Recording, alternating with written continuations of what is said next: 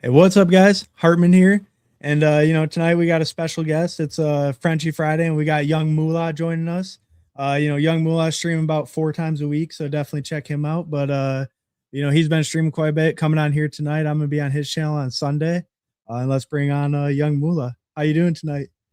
Hey, I'm doing great, man. Thanks for having me on, man. I'm excited to be joining you here on your Frenchy Fridays, man. And we about to do this, man. I've been a big follower of yours. Seen you come a long way, man, and I'm proud of you, man. Out here in these streets because it's a grind, man. And the guys that are out here grinding, it's good to see them, getting some traction and stuff. And so let's do this, man. You're one of the sharpest dudes out here that I see in these streets, and got a lot of respect for you, man. So thanks for having me on. Yeah, I appreciate it, man. I got a lot of respect for you too. I've been watching your show. You're doing a lot of the player comparisons, some of the deeper dives, stuff like that. Like I like seeing that kind of something a little different and yeah, just kind of going a little deeper on some of those guys, kind of really honing in on some of those tough decisions or tough little positions in the draft. So, it definitely a sharp guy too. And I'm sure we're gonna build some nice teams together. Oh yeah, But yeah. We can build some shippers, as they say. hell yeah. Yep, yep, Build yep, some yeah. shippers. Uh, I get.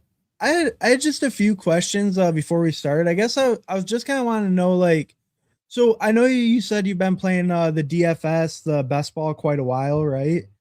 Um, so is there like were you like just kind of OG like fantasy football, and then it's like once you started getting into the like DFS and stuff, it just kind of grew and grew, or was there any like big flip where you switched to best ball or anything like that? Yeah, it's I'm an old school fantasy player who's been playing since the 90s. At some point, I remember the first large contest I ever entered. What he's was called like USA Today Football Challenge, Fantasy Football Challenge, and so it was advertised in the newspaper, right, in the USA Today. So you would get this, and then you would request like a mailer, and then they would send you like this package, of all the contest rules and all that. They would send it to you in the mail, right? And then they would have the sheet of all the players. And so everybody had like a salary attached to them and stuff. And so you would have to use a certain amount of salary to pick out the players you wanted at each position, right? You could have like a what was it, a salary cap of what, 200, $300 or whatever. And so you would pick your team, and then you'd have to set your lineups each week, right? And so this is like my first exposure to large field contests, right? This is like in the 90s. You had to like call in your transactions. You'd have to call in this number, and some lady would make your transactions for you on a weekly basis to reset your lineup with the new acquisitions and stuff. And so that was like my first exposure to big contests, and so I kind of really remember how you had to try to navigate and outmaneuver people in these large contests. And then from there, I started doing Dynasty. I started my own Devi leagues, things like that, and got into that for a while. And then DFS, I started saying, "Oh, what's this DraftKings stuff?" And so then I started playing DFS probably 2006, 2007, somewhere around there. So almost like Oh, 20 years or so, right when it first came out. Whenever it first came out, I was starting to little dabble at it. And I was seeing like I was just playing for luck at first, right? You're trying to do in the millie makers. You're just trying to throw some darts in there. And then at some point, maybe about 6, 7 years ago, something clicked. And I said, man, I got to stop playing for luck and come up with some sort of strategy and some sort of process. And so I narrowed my focus down to the kind of contest I really wanted to attack. And then I found my niche, right, where I can attack, these three maxes and the other shallower contests where it's not as large of fields, but it's still pretty good enough prize pools. And so I started attacking those. And ever since then, I figured out how to, come out ahead in this DFS game. And then I started playing best ball on Underdog BBM2 ever since BBM2, because I was on draft. I don't know if did you ever hear a draft yeah, before? I played a little bit on draft. Yeah. Yeah, I think that was the precursor to Underdog. And so I was on there. And then when Underdog started, I didn't play BBM1, but I date back to BBM2 and 3, 4, 5, 6. And now we're here at 7. So I've been in these best ball streets for a long time, man. So, and I think I've been honing my process along the way. of trying to really understand these big large fields and how to navigate them. Yeah, and I love to see a veteran in these best ball streets. I think I'm pretty similar. I played on draft a little bit, and then didn't play much the first year underdog when they like got acquired and started it up. But BBM2, that was the first one I played, and then didn't play much volume first couple, but kind of ramped it up. So pretty similar actually with the best ball at least. And then Okay. I guess the other question I had was with the content, like who were kind of the first people like you were watching, like that, or like what kind of got you into it? What made you want to start making content, or like were there people you're watching then that kind of made you want to do it, or what was it? The first people I could remember watching on any kind of content are guys like Overzet, and then specifically for like best, I was just looking for like DFS stuff, right? They have those DFS shows that I was watching. Spike Week, Buying For, he was one of the first inspirations I had, because I always kind of liked his thought process of Buying For, when I would hear him talk about how to play, how to approach the best ball landscape or the DFS landscape. He had always a pretty sound approach on how to really get to the winner's circle, right? You got to be a little different. You got to be a little contrarian. And then, so from there, I just started checking out lots of different platforms, right, of people who were out here doing the content. And then, so this year, I just said, man, I've been doing this for a while. Let me just start my own channel and start streaming this stuff. So I started off just making pre-recorded videos like last year. And then, so this DFS season, this best ball season, once the pre-draft contest hit, I said, man, I'm gonna just go live. So that's when I first went live, was in the pre-drafts here. And then ever since then, just been trying to hone this streaming thing and trying to just get the reps in, And so here we are. Yeah, definitely. Yeah. Yeah, that's pretty cool. I feel like a lot of people under like this umbrella, it's like Overs. That's kind of he's kind of like the big one. Like obviously as Zero, as our friend Zero knows, Flock's the biggest streamer, but Overs, that's the one that really pulls in the other streamers and gets us into this basketball game, it feels like. But, because I was into the DFS stuff with like roto grinders and and then they would have the Swolecast, right? They Swolecast been around for a while, with Kitchen and David Smith. So I would always watch these Swole. I was like, this is pretty entertaining, the Swolecast, how they set up the show. And so I became like fans of them early on their style, the little skits and stuff they would have. So that's kind of a little bit of inspiration. So shout out to the guys at Swolecast. You inspired a lot of guys. So it's good to see that, Pete's been putting some people on with this So You Think You Can Tout and stuff. And so it's good to see people, trying to uplift others, instead of trying to be just like gatekeepers and all that kind of stuff, Oh yeah. Yeah. And it's nice, seeing like even more like new kind of talent, new faces. Like, just I don't know, it's always nice seeing new people in space and just to talk to, get different opinions, stuff like that. So definitely nice to see. But all right. I think that was kind of all I want to know. I was just kind of interested, like, just kind of always interested to see like who kind of got other people into it, stuff like that. So but all right, we can hop right into the draft. We can get drafting. We're gonna start with a fast puppy, and then I put a poll in the chat for what are we drafting next. So if we want the Frenchie, the puppy, BBM, or the pug, you guys can pick any of them. And then we'll do whatever wins the poll. But we're going to start with the fast puppy. We're going to hop in 10, 9, 8, 7, 6, 5, 4, 3, 2, 1. All right. We're waiting on 10. So if anyone wants to rip a fast puppy, then you're more than welcome to come join us. We might have some dual. They jumping into 2 rooms, huh? Zero's going to be in. Our guy Zero, shout out to Zero, man. This guy, I like this guy, man. I don't know. I don't know if Zero has any left. He might be out. Zero maxed out the fast puppy already. Oh, he probably did. Yeah, I would Zero not be be active. shocked. I won't Let be us know, shocked either. Zero. Yeah, he's Let us know, maxed. Zero. Yeah, Zero is out here doing that, man. I'm Max. It's Yep. I see him in all the rooms. I'll Yeah. just pop up into a random stream, like, man, maybe nobody even knows this dude, and then Zero will be in there. Yeah, exactly. He's always there. He's Yeah. always there. You don't get that green badge without always being in the draft.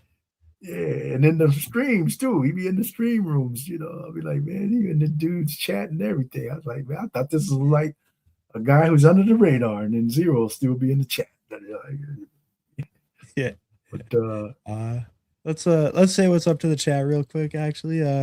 Over here. Let's do a slow puppy on stream where we have multiple 12-hour streams for the next week until the draft is complete. Maybe near the end of summer. We'll think about it, Jeff. When the clocks go lower, we'll think about it. yeah, Hell yeah, Hartman, we everybody hear has to be cooperating. yeah. Yeah, you gotta. Have you ever seen that Peter Overzet stream? It's like a couple of years ago, but it was he did the world's fastest slow draft. He got like 12 people all to get ready for it, and they all did it slow, and they did it in like 7 minutes or something. They got a slow draft done. Oh, is that right? No, I never saw that. That's crazy. Yeah. So they had the whole room participating. Yeah. It was like one of those like just the like $3 like contained league. Okay. So he sent out like a link, and he got people ready beforehand. Yeah. Okay. Are you planning to do any of those like marathons if you hit like a certain goal or anything on those marathon streams? I haven't said anything about it or set any goals, but if I got closer to 500, if I was like if I got closer and people were kind of bugging me about it, I'd probably do like a 8 or a 12 hour or something. I'd be fine with that. I mean, sometimes on the Sundays or the Saturdays, I'll do like 4 or 5 hours just kind of as is. So I wouldn't really mind if if people kind of wanted it, I'd probably do it. Yeah. But no real goal set. How about you? I know you have, what is it? If you hit 300, then you're going to release your rankings for week 1. Is that what it is? For your plays? I'm keeping it kind of modest, 300. If I hit it, I hit it. If I don't, I don't. But they're going behind the paywall if not. So that's just I think I'm in a spot now where I think my DF picks is going to be gold. So we got to protect them, and it's going to be available to the community. Is it Genty here? Sure, man, for sure. We going Genty. Okay, yeah. We going with Genty. I got so much Genty right now to where if this doesn't hit, I'm kind of behind the 8 ball. But Oh yeah. I'm pretty overweight Genty as well. Okay. We're back up here. Who do you like here? Kenneth Walker. All right. I like that. What's your favorite favorite construction? Your strategy? I would say I like this. I like the double anchor, especially if we can't get any of these top receivers. And then maybe just kind of rely on that double anchor. I don't mind going hyper fragile either. How about you? How do you like to build usually with or what's your favorite construction? I'm not really into a favorite. I kind of just go by balancing out what I want in the portfolio. So at different spots in the draft order, I'll just kind of do some different stuff. I'll go zero, I'll go double anchor, I'll go hero wide receiver, I'll go hero running back, or just different, very just varying it up, mixing it up. And so I don't really have a favorite. So I can't even think what I have the most of. It's probably hero. I probably have the most of hero running back. But it could be, double anchor. I don't know. But I got a good mix of zero running back too. I think that could make a comeback this year if you do it at the right time. And the right time might be right now. With some of these backs that are kind of climbing up in the 6th, 7th round, you can get some dudes now who might be some smashes for your zero RB. Yeah, Yeah, I've been feeling that a little bit too, like where I've been doing the zero RBs a little bit more now, where I felt like early I was Yeah, doing a lot more like double anchors or even like robust, like hyper fragile type builds, stuff like that. Where now I'm definitely mixing the zero RB more, or like the true hero, where it's like pick one guy early and then I'm really pushing it for that second guy. yeah, Yeah, because right now it feels like a good time to do that. It feels like we're getting a little bit more clarity on some situations, but it's not fully like they haven't fully moved up, and maybe you can still get some good prices on some of those guys in the mid range. right. So yeah, no, it definitely feels like a good time for it. What Uh, about these ambiguous backfields? Are you attacking them, or are you kind of avoiding them until they clear up? oh no, I definitely attack ambiguous backfields. I would say it depends a little Sharp bit on move. the team, but like Commanders, I really like targeting. Broncos, I think are a really good one. How about you? Are there any that you like targeting like more than others? I'm starting to really like the Denver backfield, um, and I'm hoping somehow it consolidates. That's your ideal because I'm taking all of them in different Mhm. combinations or solo or whatever. Because I think this is one of the most lucrative running back situations if it consolidates a little bit, right? Because they're going to be one of the best running teams overall as a team, right? But it's just going to be split. The pie is going to be split as of right now. But if it consolidates somehow by the end of the season, and you got that one or two dudes that it consolidated to, I think you can get a lot of value out of this Denver backfield. So I like Denver, I like Washington, like you do, and I think Tennessee might be one of them kind of backfields that can offer some kind of gold at the Yeah. end of the rainbow type of things if it consolidates, right? So I take chances on those kind of outcomes. Where I mean, look at Arizona last year. If there was another dude after Connor and Uh, Benson went down. Oh, we on the clock now. who do you like here? Let's get him a You conky want running share. back? All right. Let's get him a conky share since we All got right. I like that. Kenneth Walker. Week Yeah. 17. Yeah. So if there was Yeah. like another dude left standing after Connor and Benson went down, Hmm. that guy would have had a great role in Arizona last year, but there was just nobody left, right? Because two dudes went Right. down, right? So I look for those kind of spots, man. Oh yeah, definitely. Um, how you like Garrett Wilson? I like Garrett Wilson fine. Yeah. That'd probably be my pick as well. I'm not a Is huge fan Neighbors of these running available? backs. No, Is he went Neighbors? before the turn. Oh, okay. Yeah, let's go Garrett Wilson. Yeah, he went Yeah. at 32. What you Been think moving about up a little. Neighbors? Oh, I'm in. I was in like before this, but so I think I'm at 14%. Right. I basically was kind of like tempering it, not getting too crazy, but like with the new reports, I'm almost viewing it like a green light to get a little crazy with the exposure. But I'm already Yeah. overweight. Like I'm in. I'm bought in. I just want some good injury news. How Right. about you? Yeah. Guys like Neighbors, ever since he came in the league, I'm always overweight on this dude. Win, Mm. lose, or draw, right? It's one of those things where I'm searching for the dudes with the ceiling that can, if they hit, then I'm in a good spot. And it hasn't hit to perfection yet, although the first year was pretty good. But I think he still has another level he can aspire, he can reach. And so I'm always in on these kinds of profiles to where in best ball, a lot of people try to think that they're scared to make a mistake or something, so they're kind of more timid. But to me, I look at it like I just need to be right one time, right? Because if you just smack most of your picks one year, where you took a lot Mhm. of good ceiling plays and they all or most of them come through, you just got to be right that one time, man, to get a big windfall, right? So most of the time we're gonna lose in this game, man. That's just the fact. So I'm looking for that time that I am right, that I want to smack everything. So I'm taking dudes with that kind of ceiling, in heavy bunches, man.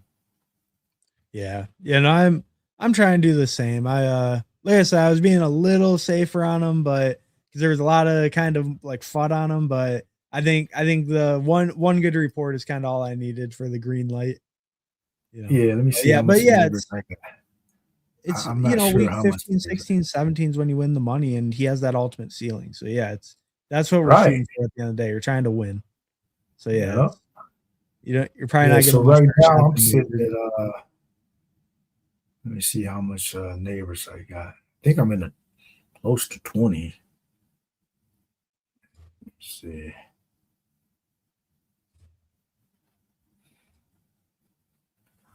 Neighbors.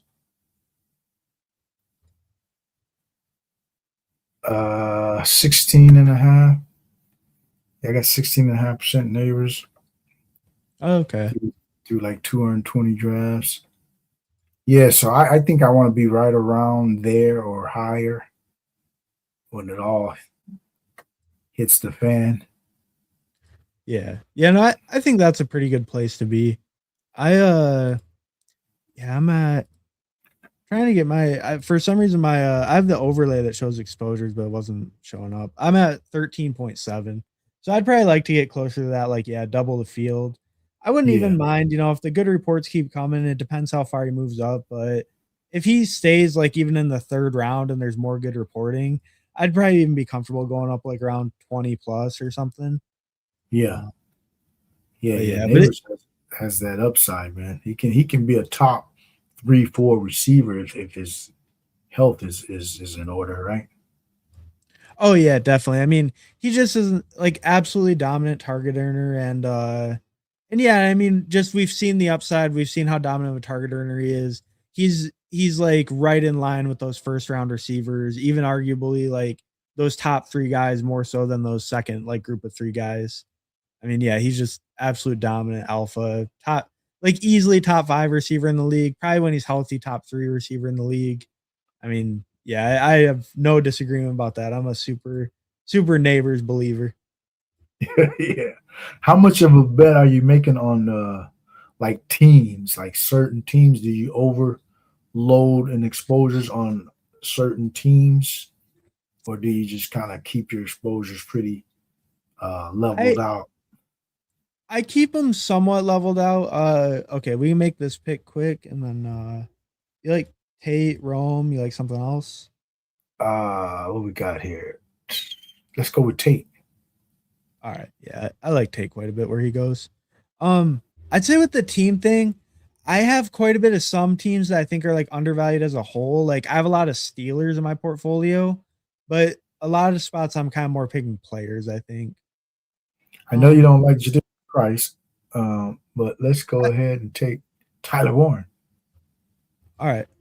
Yeah, I like Warren the most, but I mean, hey, if you have a stronger opinion, we can go I think whichever. if we only had one back, I would have been pushing for Price, but since we got two anchors, just like we can push the backfield, getting another Yeah, receiving target. Because Tyler Warren, man, I mean, he could be one of those dudes that are pushing for the 1-2 tight end, possibly, right? You know? oh yeah, I think so, and I think like yeah, just with Pittman gone, with Pierce still with the ankle injury, like it just sets up so nicely for him, Yeah. and like Ken Downs really step into that bigger role. I don't think we know that for sure. How are you feeling about that whole like Colts passing offense or just offense in general? I think with the void that Pittman has left, that benefits both Downs and Warren because they kind of operate a little bit over the middle like that.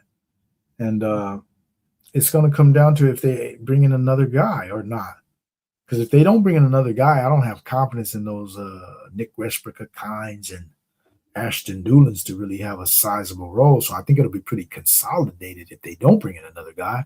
And so that helps all the top dudes there, in my opinion, and Pierce, Downs, and Warren. And then Warren role could increase and that he's going to be that reliable, strong dude over the middle that that they'll want to utilize. And so it's boding well for that whole passing game if they keep it as is without adding somebody. That's how I'm looking Yeah, at it. I yeah. think Downs is a little overvalued though on his price because, like I said, it's a question of whether he can really step up and kind of take on that increased role because he's a little dude, man. I mean, Yeah. sometimes these little guys just don't really hold up like that, you know. When he's a guy that feels like a really similar thing to like Khalil. Like he could be Khalil Shakir, or can he be more than that? Where like they have those efficiency metrics and they look good. It looks like they could take a bigger role, but it's like in real life, can they actually like play that role and have the physicality to do it? Where like, Right. we've kind of seen that with Shakir, where I think like 2-3 years ago, people were a lot more excited about him because he had some good metrics. And it's like, can he really step up and jump up in that offense? And then it's like, no, not really, because he's really good at what he does, but he's only limited to those things. So it's Yeah, like, like they what is it can't now? expand what they do. Otherwise, you're putting them. They become less efficient, less durable, things like that. Because some of these guys, man, have you ever you watch that quarterback show I've seen it on a little Netflix? bit. Yeah, I've Because seen it a that little bit. I really, haven't watched the whole thing. I loved how that show of how it illustrates the physicality of football. Because we kind of take it for granted how fast and physical this game is, man. And dudes is taking some brutal hits out there. Yeah. So you got to be, have your strength on in this game. And some of these smaller guys, they just give me a little anxiety. And that's the thing I was really worried about Travis Hunter last year is his size. Yeah. We got McConkey, right? Yeah, yeah, we got Let's, Lad yeah, and let's the go with QC. let's go with Herbert. All right, yeah. Yeah, I Yeah, kind of like so these running backs. Hopefully he gives us one back, but I wouldn't mind going a different direction as well. yeah, Uh, yeah. Let's see what the receivers look like. Oh, Sutton, and I don't mind Sutton getting and another Godwin Denver Adams. piece. Getting a Denver piece here. I don't mind that. I like it. I like it because it opens up Knicks. I like Knicks quite a bit where he goes.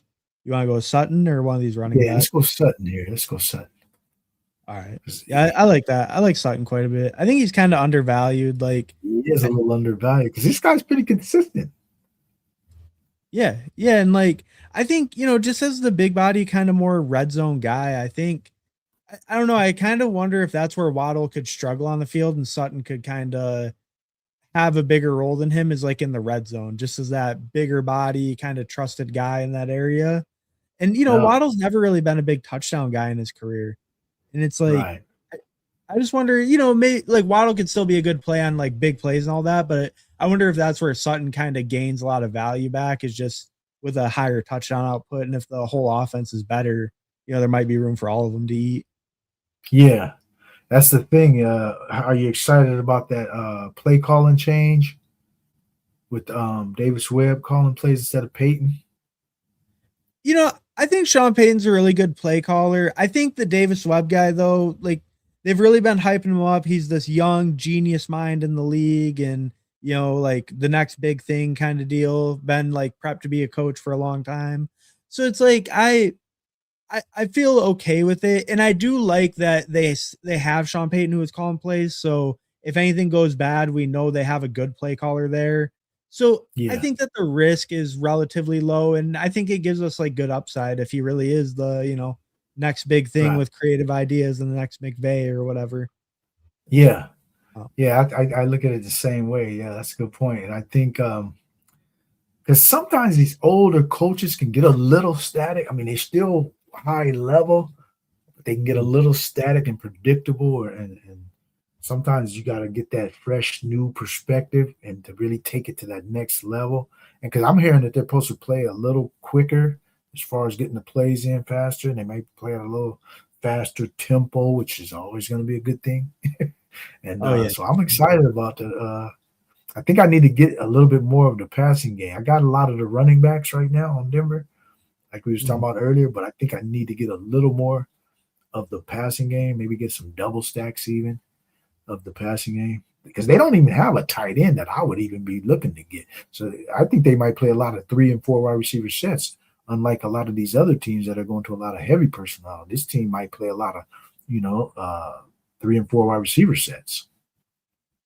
Yeah, yeah, they've been talking about that quite a bit that they might be doing that. And it does make sense. Yeah, like you were saying, there's no tight end even worth drafting. Like Evan Ingram was just such a shell of himself last year. I mean, he hasn't been good in years, Yeah, but last year, I mean, he just totally fell off the face of the earth. So yeah, if they're going more like 3, 4 wide receiver sets, I could definitely see that. And that makes it really interesting for if you do get Bo Nix, like those Troy Franklin, Pat Bryant guys near the end, Marvin Mims even, but more like I guess Franklin Bryant probably, like Yeah, just taking shots from those guys. Franklin was making plays last year. I mean, he made your lineup Oh several times last year. Franklin, man, yeah. Bo Nix gets sniped right before us. Oh, right before us. Yeah, All right. unfortunate. Let's But add another. Let's add Brooks, Jonathan all right, Brooks. I like Brooks. I like that one. Um, yeah, Brooks feels really good. You're pretty in on him. Are you more Oh out yeah, on Chuba? yeah. I like Brooks over Chuba. I think once they get really closer, I'll probably double up on maybe taking them even both. Who you like What do you here? like here? Rashad White. No. Yeah, sure. Yeah, I think we may be able to stop right here on backfield. We can just go with a fragile build, right? You okay with that? I'd be okay with it. I don't love doing the 4 when we have an overlapping bye week, but Oh, throwing I on a didn't fifth see guy that. Oh, late, how much do they help? Kenneth Walker and Brooks got the Yeah, same yeah, they're buy, huh? both Okay. 5. Yeah, I So didn't see that it, exactly. I mean, it'd be okay because White could cover it, but it No, does I feel a think little with bit. I thought I was seeing a 6 or something like Walker, but yeah, I agree though. Yeah, I don't want that Genty All right. Rashad White to have to cover that by themselves. We can tack on another dude with some upside maybe later. Yep. Yeah, we can just wait a while and maybe get a guy like Yeah. the guy I like that you kind of mentioned is like Tajay. Like right? Because like Yeah. he goes pretty late. He might have a decent weekly role where like even if Right. Pollard doesn't get hurt or anything, he's still giving you some points. I like him as a guy to kind of cover that bye week or something and just be useful for that with some upside built in. Yeah, because I think I saw Tajay getting some goal line carries last year, even Yeah. for Tennessee. Sometimes where I was like, because I had quite a bit of shares of Pollard last year, and then I would be trying to follow the Titans, and I'm like, why is Tajay in it at the goal line, man? So because he can steal some of them goal line carries, so he can have some weekly value too. Yeah, Yeah. yep, that'd be a good pick. And we Well, already got Tate too, huh? So do you have any sneaky stacks you like the undervalued stacks that you kind of roll with? Because we got a guy Tate right now. oh, We look at teams like Tennessee, Carolina, those kind of areas of stacking teams. yeah, I do like Cam Ward quite a bit. I'm pretty bought in on the Titans to improve. I think we saw Dable do it with the Giants. We see all the weapons they bring in. I think it just feels like a pretty good spot to bet on improvement. And they're mostly like relatively cheap. Tate's the only expensive one, I think, but it makes Yeah. sense why he's expensive. And yeah, I do like betting on their offense quite a bit. And then I think my big one's probably like Rodgers and the Steelers. Like I'll do like Rodgers, Fryermuth pretty often, stuff like that. Or I'll have like Oh, even Pittman. that skinny stack. Yeah, I do pick a lot of Pittman and stuff or like Rico. So I'll have another piece a lot of the times, but I don't Right. mind doing just that skinny if I want like if I have a little bit weaker quarterback room I don't feel quite as confident with. I'll throw that on like no problem. Yep. And we do have Uh, a correlation already built in with Tate. oh In yeah, case you yeah, want to look at definitely. I that. mean, yeah. Yeah. So how about for a quarterback? Do you generally go 2 quarterback, 3 quarterback, or is it a mixture depending on the quality? Yeah. It all depends on my first pick. If I got the elite dude, I'm definitely fine stopping with any two. Like if I got one elite dude, I'll take a dude in the 17th round. It's just my second. And I'll just ride that elite dude the whole year pretty much and just hope you can fill in a game or two throughout the season with the other guy. But I'll do some fragile quarterback builds like that. And then I also like maybe getting 2 near the pocket, the 6th to 10th round, get 2 out of there, be fine with just those 2. But then I got a lot of 3 quarterback builds too. So I'm pretty much 50-50 on 2-3 quarterback builds. Yeah, just Do you like anyone else or who do you want? Coker? Yeah, Coker's good there. All right. Yeah, I do like Kelsey's price quite a bit, but it's not like we really need him with Warren. Right. there's good tight end values. Like there's A good tight ends little the whole way later. down. Yeah. Yeah, I think I mean, this really was. just all across the board almost. Yeah, I think we were more in need of a receiver here. Yeah, and then And do we want to lock up Cam Ward probably? let's Or do you do want it. to do Let's something do else? it. All right. Yeah, let's go Cam Ward. Yeah. Yeah. He's been feels like he's been maybe moving up just a little bit. I guess it's more that Shuck fell actually.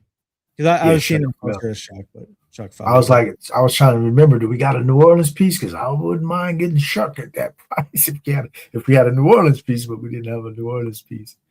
So yeah. Shuck's actually up there in my quarterback exposures. I bet on the New Orleans offense quite a bit, especially the passing game. Not as big on ETN, but the passing game I'm pretty big on. I think people are. Yeah, I think people are gonna realize, if they don't know already, Kellen Moore is one of the sharpest dudes out here, man. As far as offensive play callers and offensive designers, man, that dude knows what he's doing. He just didn't have a whole lot to really work with last year to really see the fruits of what this dude can really do, man. Because I think and they're starting to add more and more talent. They got Etienne, they got Jordan Tyson. They brought over a couple more tight ends for this dude. Once he starts getting his pieces that he needs for his offense in place, this guy's gonna shine, man. I love Kellen Moore, man. I think this is one of the brightest dudes out here. His offensive play design and calling is top notch. Yeah, so I think they're gonna take a step up this year too. They're gonna take a pretty big step up. Yeah. Yeah, no, I mean I agree. I like betting on him, and like I like too his design, his play calling is really great, but his pace of play is consistently top 5, top 3 in the league, consistent no matter where he's at, who he's playing with, what system, he's always near the top. And it's he don't even have to have a great quarterback. He's still gonna play fast, even without a good quarterback. Right. And their defense wasn't good either. You'd think you want to control the ball. They were still a high pace of play. It's like now their defense is supposed to be a little bit better. They can maybe really grind some teams down. It's like, I don't know. It feels like a pretty good offense to buy into. Yeah, because they're not overly expensive. They're not cheap, but they're not overly expensive, right? You think that each guy is properly kind of valued, right? Yeah. Yeah, I think so. I think I think ETN's the only one I have a little bit of a hard time with, but I think he's actually pretty fair still. It's not like he's way overpriced. I just don't love him. Personally, it's kind of more like a personal take. But all the receiving weapons I feel pretty good about. Even him, he's not like the worst pick or nothing. I just I kind of have not been picking running backs in that range quite as much. Yeah, because your choices are coming down to, Kyron, him, or Javonte, and so they're all kind of, to me, even. It just all depends upon which one you prefer. Yeah, I agree. So we could do that Tajay. We could go receiver. What's the guy on the end? He got 3 running backs. Yeah, let's get Tajay because he's probably gonna take him. All right, yeah. We'll get him ahead of him. Yeah, I like that. And then I think we're totally good with these 5 running backs, so we're done there. And then, yeah, we can just so do you want to go one of these tight ends? You want to go receiver? What the tight ends look like? Sadiq Henry, or let's go Trey Harris since we got Herbert stacked. Oh yeah, no, that's a good idea. Get the double. Yeah, just get the double because he's not gonna come back to us. Yeah, and I think that feels pretty good. Yeah, and Trey Harris is a guy I like quite a bit, but I think I'm like close to field, but a little underweight still. So happy getting more of him stacked up. That feels pretty good. Yeah. Once we got the correlation too, we got Kenneth Walker run back, double stack Herbert. That feels pretty good right there. Yeah. I think Trey Harris could outsnap everybody on this team as they're constructed right here. Now, yeah, I mean, just because he's such a good blocker and he can get on the field like that he's way. On the field. Yeah, he can play the most snaps because he'll be in all the 2 receiver sets. He'll be all in the – because this team might play some 13 personnel. They might have 3 tight ends on the field at one time, with just maybe one receiver, right? When he got snaps in 13 personnel last year. I mean, he got usage in those sets. So not every time, but like getting usage in a one receiver set as a rookie, it's like, shows that they trust him to be on the field, right? They trust him. Like you said, he's the biggest dude, the best blocker. And so he'll get a few extra targets just out of that alignment, right? You'll get a few targets out of that alignment. Right. Yeah, here and there, yeah. Yeah, and then if that just like I don't know, like I definitely think there could be room for Trey Harris to grow into a bigger role. Like it's not like he had bad draft capital either. He's like a legit like rookie pick they spent real capital on. Yeah, and he got on the field decent amount as a rookie. It's like, I don't know, I think he could definitely take a step, yeah. Definitely can, yeah. So it's good to tack him in on some of these Charger stacks for sure. And it's a pretty late enough bet. As long as they don't bring in another guy, that's what we always got to be mindful of. These teams bringing in these dudes late that could just mess up the whole mix, right? Well, I mean, the scariest one is all the rumors are sounding like Keenan's coming back. He just might. I've been seeing the workout videos. He's been working out. I haven't even seen it. Is he looking okay? Yeah. Like this week, he was posting some workout videos. His wife posted something about him playing, and this week. There's been a couple things that came out that I'm like, oh man, I think I want to grab just a little bit. It's it's free. I'm gonna grab just a little bit, get my bases covered. But but I get if you want to wait till I'm kind of skeptical of a lot of these dudes that are just inches away from retirement, and there's just gonna be that 1 year they came back too many times, and then they just ain't gonna do nothing. And so I just kind of hesitant because I don't see a ceiling with a lot of these guys where I might strike out taking an 18th rounder and they might give me 0, but I'm like a Kyle Williams, those types of dudes or whatever. But if they do get on the field and they find a role, I think they just have a much better opportunity to probably make my lineup than these old guys who just could be dust, So I tend to steer clear of those. But since you do have a stack, I wouldn't be averse to it, to attacking them on here. Do you like Gunnar Helm with Ward, or you want? Yeah. Let's go Gunnar Helm since we got Ward. Been some pretty good buzz about him. And I like the Bellinger love that some people are exhibiting. Are you buying into that? I mean, I think it's a small minority. Let's make this big, and then we. Because I'm not buying that at all. I'm not buying Bellinger. I'm not either. What about Wicks? You like Wicks? Yeah, I like Wicks. Okay, I like Wicks. Let's get Wicks here. Let's grab him. All right. You think we're good? You think you want to stop with these two? That's probably good, right? I think we're pretty good at the tight end, man. We got a stud, Tyler, and then a emerging young talent with the stack already. Yeah, if nothing's standing out late at the tight end spot, we can kind of wrap that one up because we probably need another QB, right? Want to go 3 QB on this? I mean, maybe it depends who we get back, but we definitely can. Yeah, if we get someone that works back, like I don't know if you ever do. Who do you like late? Who are your kind of late QBs like in this range that you're clicking? Oh, I'm all over the Jets, man. So you're taking a lot of Geno. Jets for sure. Yep, I got a lot of Geno, especially when I get his targets. So we got Garrett Wilson already. I think the Jets. I might be on an island on this one. I think the Jets are going to finish higher than the Patriots. I really do. I think the Jets are going to have a really big offensive season. I do, man. And I think the Patriots are going to have that Super Bowl hangover plus the Vrabel situation is going to derail their focus. They got a much tougher schedule. I think the Patriots are in for a mediocre schedule. I mean, a mediocre record. I mean, in fantasy, they might be fine. But I think their record is not going to be as good as the Jets, man. I think the Jets are going to finish ahead of them in the division.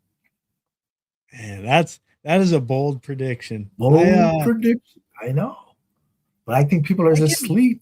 Everybody's crucifying Frank Reich. Man, Frank Reich has been on Super Bowl caliber teams, man. He won a Super Bowl in Philadelphia. This dude played quarterback in the NFL. I'm not sleeping on a Frank Reich having a little bit of adjustment in his approach and maybe adapting to the game now. Because a lot of dudes over there, Garrett Wilson, A.D. Mitchell, Gino, are talking up this offense, man. They like what Frank Reich is instilling over there, man. I think the Jets, with all their talent, is going to surprise a lot of teams this year, man, with their offense. Jets are going to score some points, man. Watch. Yeah.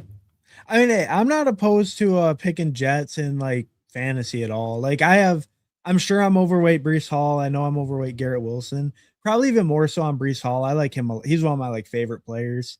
I've always wished the Jets could be like halfway decent so he could, smash again. But yeah, I don't mind taking shots on them. Omar, I'm not a big Sadiq guy. I'm just not a big believer in him as a talent. That's not even like a Jets thing. I wasn't a big believer like talent. Or you don't like? I don't think he really had much production in college. He's a RAS guy. He's really athletic, but at Oregon he just really didn't do much. Like you look at him production wise compared to like any top 12 tight end currently, and just he's like at the bottom of the list for like just yards per game, target share, like target rate, just like any volume driving metrics or like even like efficient. Some of his efficiency, I guess, like big play stuff looks okay, but like just he never really was able to get targets or volume at Oregon. And I don't know, that it worries me a little that he could be a guy maybe in a couple of years that really breaks out, but as a rookie, if he's not really already a guy that can get volume, can he do it at the NFL level when he couldn't really do it like college right away? Yeah, that's a good point. But I think one thing that will benefit him is an NFL coaching room where they can kind of guide this guy and develop him to where, let's get Gino. And I think he's in one of those spots where he's surrounded by a lot of good talent. And if they coach this dude up enough to where he understands what he needs to do, he's a good enough athlete to where we know the tight end spot is all about athleticism. And if he knows what he's doing, because he's a good blocker, so he's going to be on the field. If they find the right matchups for him to exploit, I think this dude can ball out, man. You want to go Freiermuth for a running back? I don't mind that. We'll queue up Freiermuth. Any running backs you like more? Singleton. Let's get the double Tennessee. Yeah, let's go Singleton. All right. Because we got a pretty good bet on Tennessee. Yeah, I've been stacking double running backs on teams lately. To where if it somehow consolidates, you got the one dude that could be left standing, right? We were just talking about what if two of these dudes end up injured on Tennessee? I mean, that's a possibility. That we got one out of our two dudes, one of those dudes could be the last dude left. Right. Well, and get that home run. I mean, even if just Pollard goes down, it's like we locked up the entire rest of the backfield at pick 155 or later. I mean, just that cheap of a price, right? And Tajay, we know, will have a role. Singleton could take over end of year. I think, that makes total sense to me. And it's not, it's not a lot super, and like, I think it makes a lot of sense too, where it's like lower capital like that, because if Tajay fails and Singleton hits because of it, our team doesn't really hurt because Tajay failed. We didn't spend much on him. So if that's what makes Singleton hit, then it's totally worth it. Vice versa, obviously. I like that call quite a bit. All right. Let's we got two. No, that's it. We finished it. Oh, that was it. Oh, okay. I thought we had another one. All right. No, we got it. Well, it was weird those tight ends still being there, huh? Because I was thinking we had one more click. Because I've been waiting on tight ends a lot, and I never see Freiermuth still in the queue late. I'll be like, damn, I'm waiting on tight end. I got to pick Kohler or Jatavian Sanders. I was surprised to see. Or even like Terrence Ferguson, he's been like a big riser lately. You see him go at 18-10. Like I've been seeing people pulling him up. It's like, Like, yeah, this room is just weird. All these guys. Otten I too. think it works for our benefit. I think we got a nice squad right here, man. Oh yeah, yeah, definitely. All right, yeah, actually, let's go over the squad real quick, and then we can catch up with the chat a little bit. Then we'll hop and do another. But all right, we All did right. 3-6-7-2. Justin Herbert, Cam Ward, Gino, Ashton Genty, Kenneth Walker, Jonathan Brooks, Rashad White, Tajay Spears, Nick Singleton, wide receiver Lad McConkey, Garrett Wilson, Carnell Tate, Cortland Sutton, Jalen Coker, Trey Harris, Dontavian Wicks, tight end Tyler Warren, Gunnar Helm. So what do you think of the team, YungMoolah? Oh yeah, this team is really well put together. We got our team bets, with both a double stack for Herbert and Tennessee. We got what 3 Yeah. plus Oh, 3 and Helm. and Yeah. we got So plus 4. A plus full 4, full stack of the Tennessee team. It would have been great to maybe get a Pittsburgh piece, but that's just how it goes. Sometimes you don't get the other run back. But we got a good correlation with Chargers, Kansas City, Kenneth Walker, and Gino. We brought in a late stack with Gino late with our Garrett Wilson pick. So yeah, this team is set, man. This team is deep. We got some studs anchoring it, and we got a good balanced receiver room with some young dudes and some older dudes. Veterans. So yeah, I like this team, man. This is a solid team. These are the type of teams when you look at the end and you be like, it's a winning team, but it doesn't just splash at you right away, right? But it's one of those teams that is like a winning type of team where you get that good production from guys all throughout the year. They're steady, and then they have a couple spikes, and then you got a couple dudes that can just boom, right? And so, yeah, I like these kinds of builds where it's not spectacular, it ain't flashy, but it's going to be a strong team. Yeah. I like quite a bit. I think we spent the capital really well. And none of the rooms feel weak at all. They all just feel super solid, super consistent. I'm not worried about any of them really. So, yeah, I think it feels really good overall. Yep. Especially at the late spots, man. It's a lot is changing over these last few months, man. Because I know you've been drafting since the beginning, right? Oh yeah. I was drafting during the Super Bowl. I remember.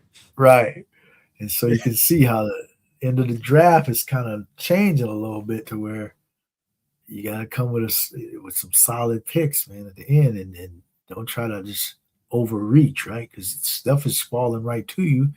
It's going to fall right into your lap a lot of times. Yeah. There's no need to try to force it and get super crazy or something. I think a lot of times people kind of get bored and they do that. Yeah, I get like that too. I've done 200 drafts. Yeah, no, me too. Same thing. Anyone who does volume does. Yeah, right. Yeah, definitely. Once you've done 20 drafts that week, you're like, all right, let me try something different. Let me see try something off the wall, a little different. Because you got to have some of those in your team, in your profile too, in your portfolio, because those could be that one that give you that uniqueness advantage, right? You just got something that nobody got. What do you think about doing have you got any one quarterback builds, one tight end builds, anything like that? No. Maybe I think one tight end is somewhat reasonable. I think one quarterback, the bye week just hurts too much. It's like you're losing 20 on your pod. That's quite a bit. And then just if you have any low weeks, even you get a Lamar and he puts up 15, it's just, I guess there's no guarantee your other quarterback covers that anyways, but I don't know. The quarterback feels a little thin to me. The tight end thing, I think I'm okay with because the floor is so low at that position anyways. It's if you pick Bowers and then you miss his bye week, how much are you really losing on your pod, right? Maybe 10 points or something. It's a lot less of a opportunity cost probably. Is that something you've mixed in? Yeah, one tight ends, I will definitely not be averse to those. But I agree with you on the one quarterback. You sometimes don't want to be caught with that bad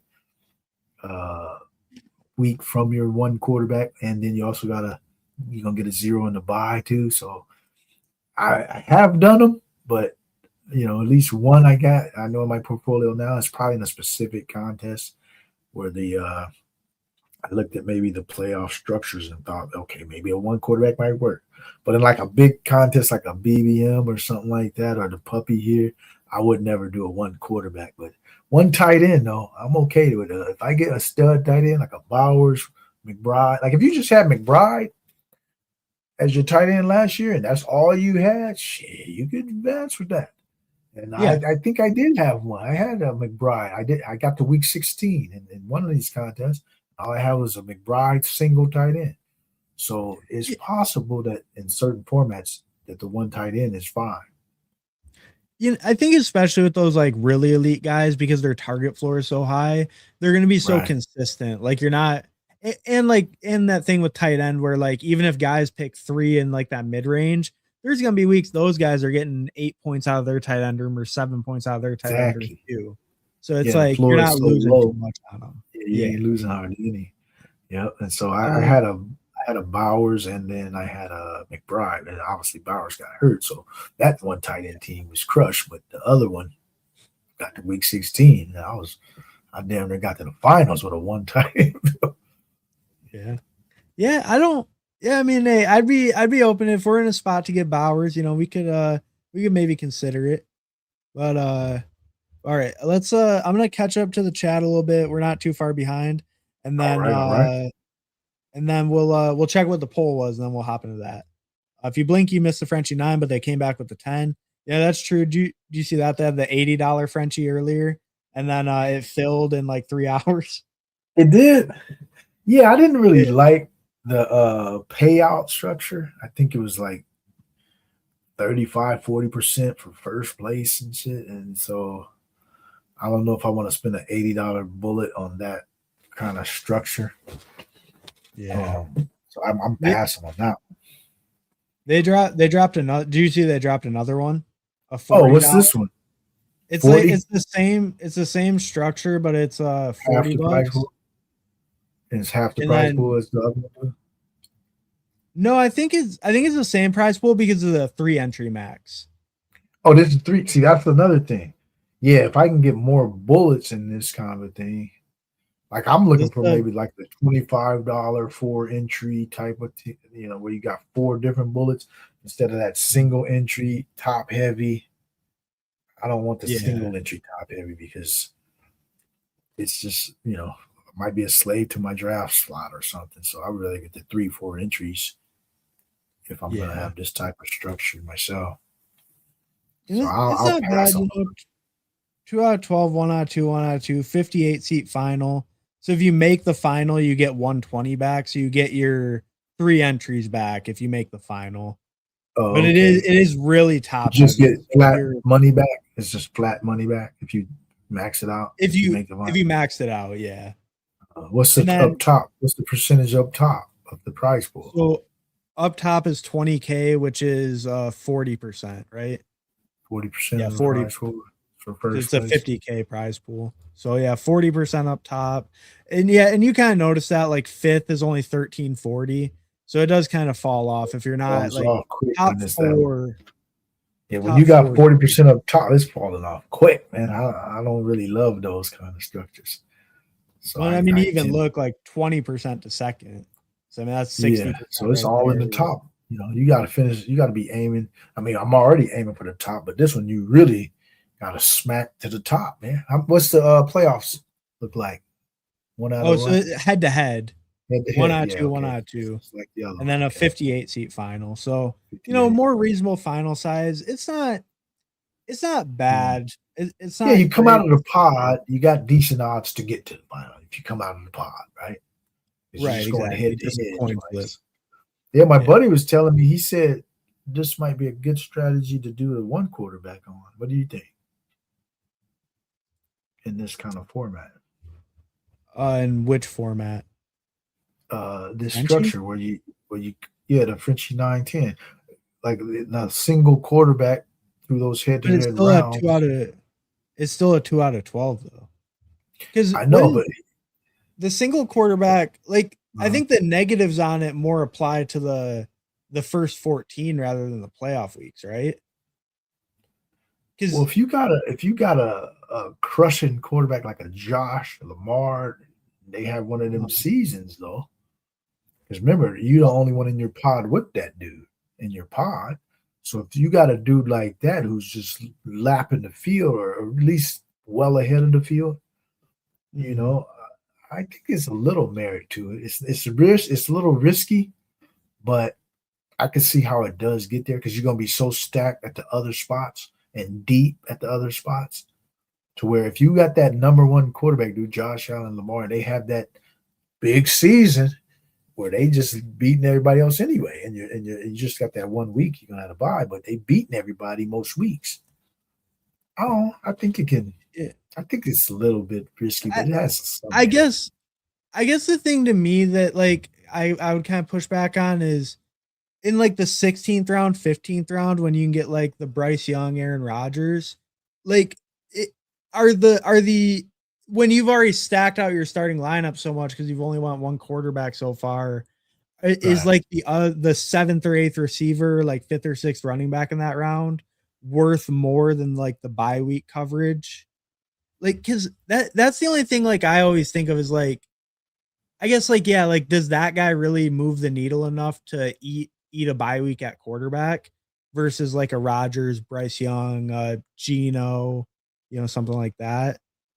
I think in a one quarterback build and this kind of a thought, I would probably have a lot more running back, not a lot more, but I would be more skewed to more running backs where I'm trying to maybe get that dude who ends up in a great situation by attrition or something. And I would just use a lot of my capital, my draft capital on receivers where I don't really have to try to load up on receivers. And then maybe have like 3-4 tight ends. It would be a build that kind of skews toward depth, but not really at the receiver spot though. Maybe the receiver I'd use most of my capital and get a lot of running back darts to where I might just be the beneficiary of a couple contingency spots, right? Where, Saquon could go down. I got Bixby or something, where you just loading up on backs that can give you that edge in the 15, 16 weeks if you make it that far. Yeah. So it's like something that with 3 bullets, if I got the 3 bullet one like this, I would consider that doing one team like that with the 3 different bullets.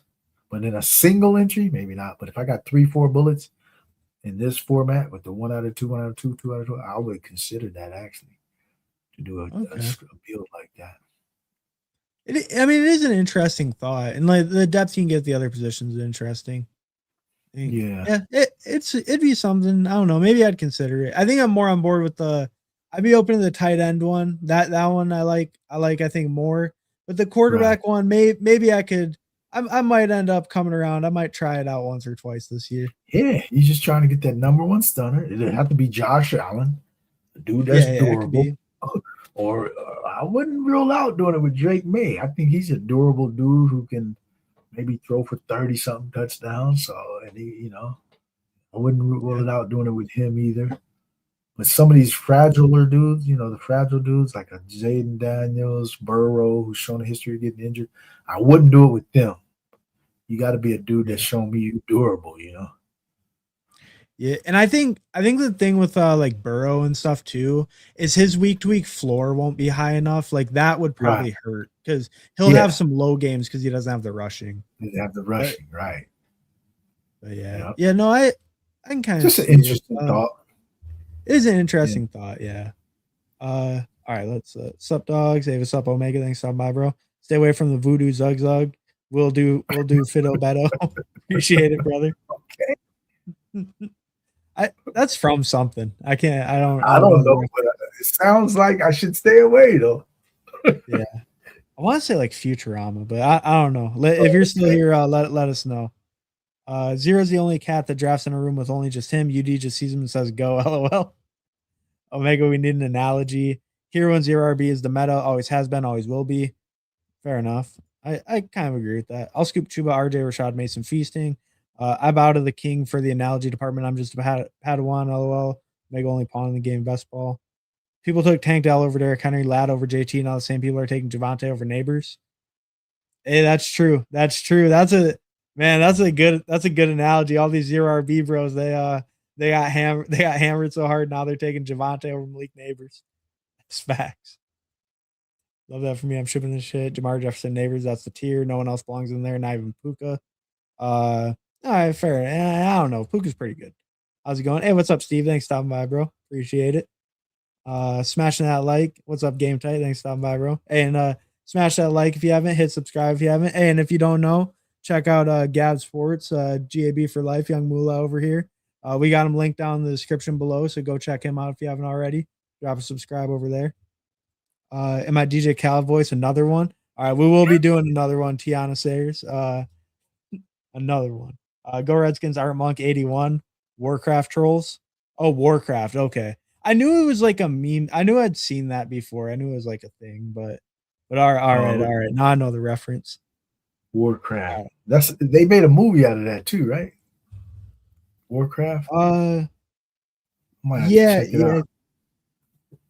I mean, it's mostly the game, the World of Warcraft, right? Yeah, I think they came out with a movie, I think, a few years back, like maybe right around the time Avatar 1 came out. I thought there was a Warcraft movie. I'm gonna go look it up.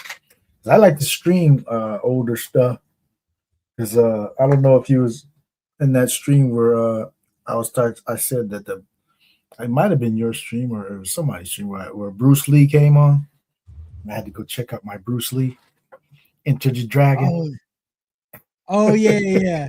I can't remember that. Yeah. I like old classic movies. Yeah. I haven't gotten too much into my. I might be. I went over to the YouTube for a second. All right. Looks like we're ripping another puppy. That's what the people overwhelmingly voted for. It was. They want to go. The Frenchie got 5%. The pug got 5%.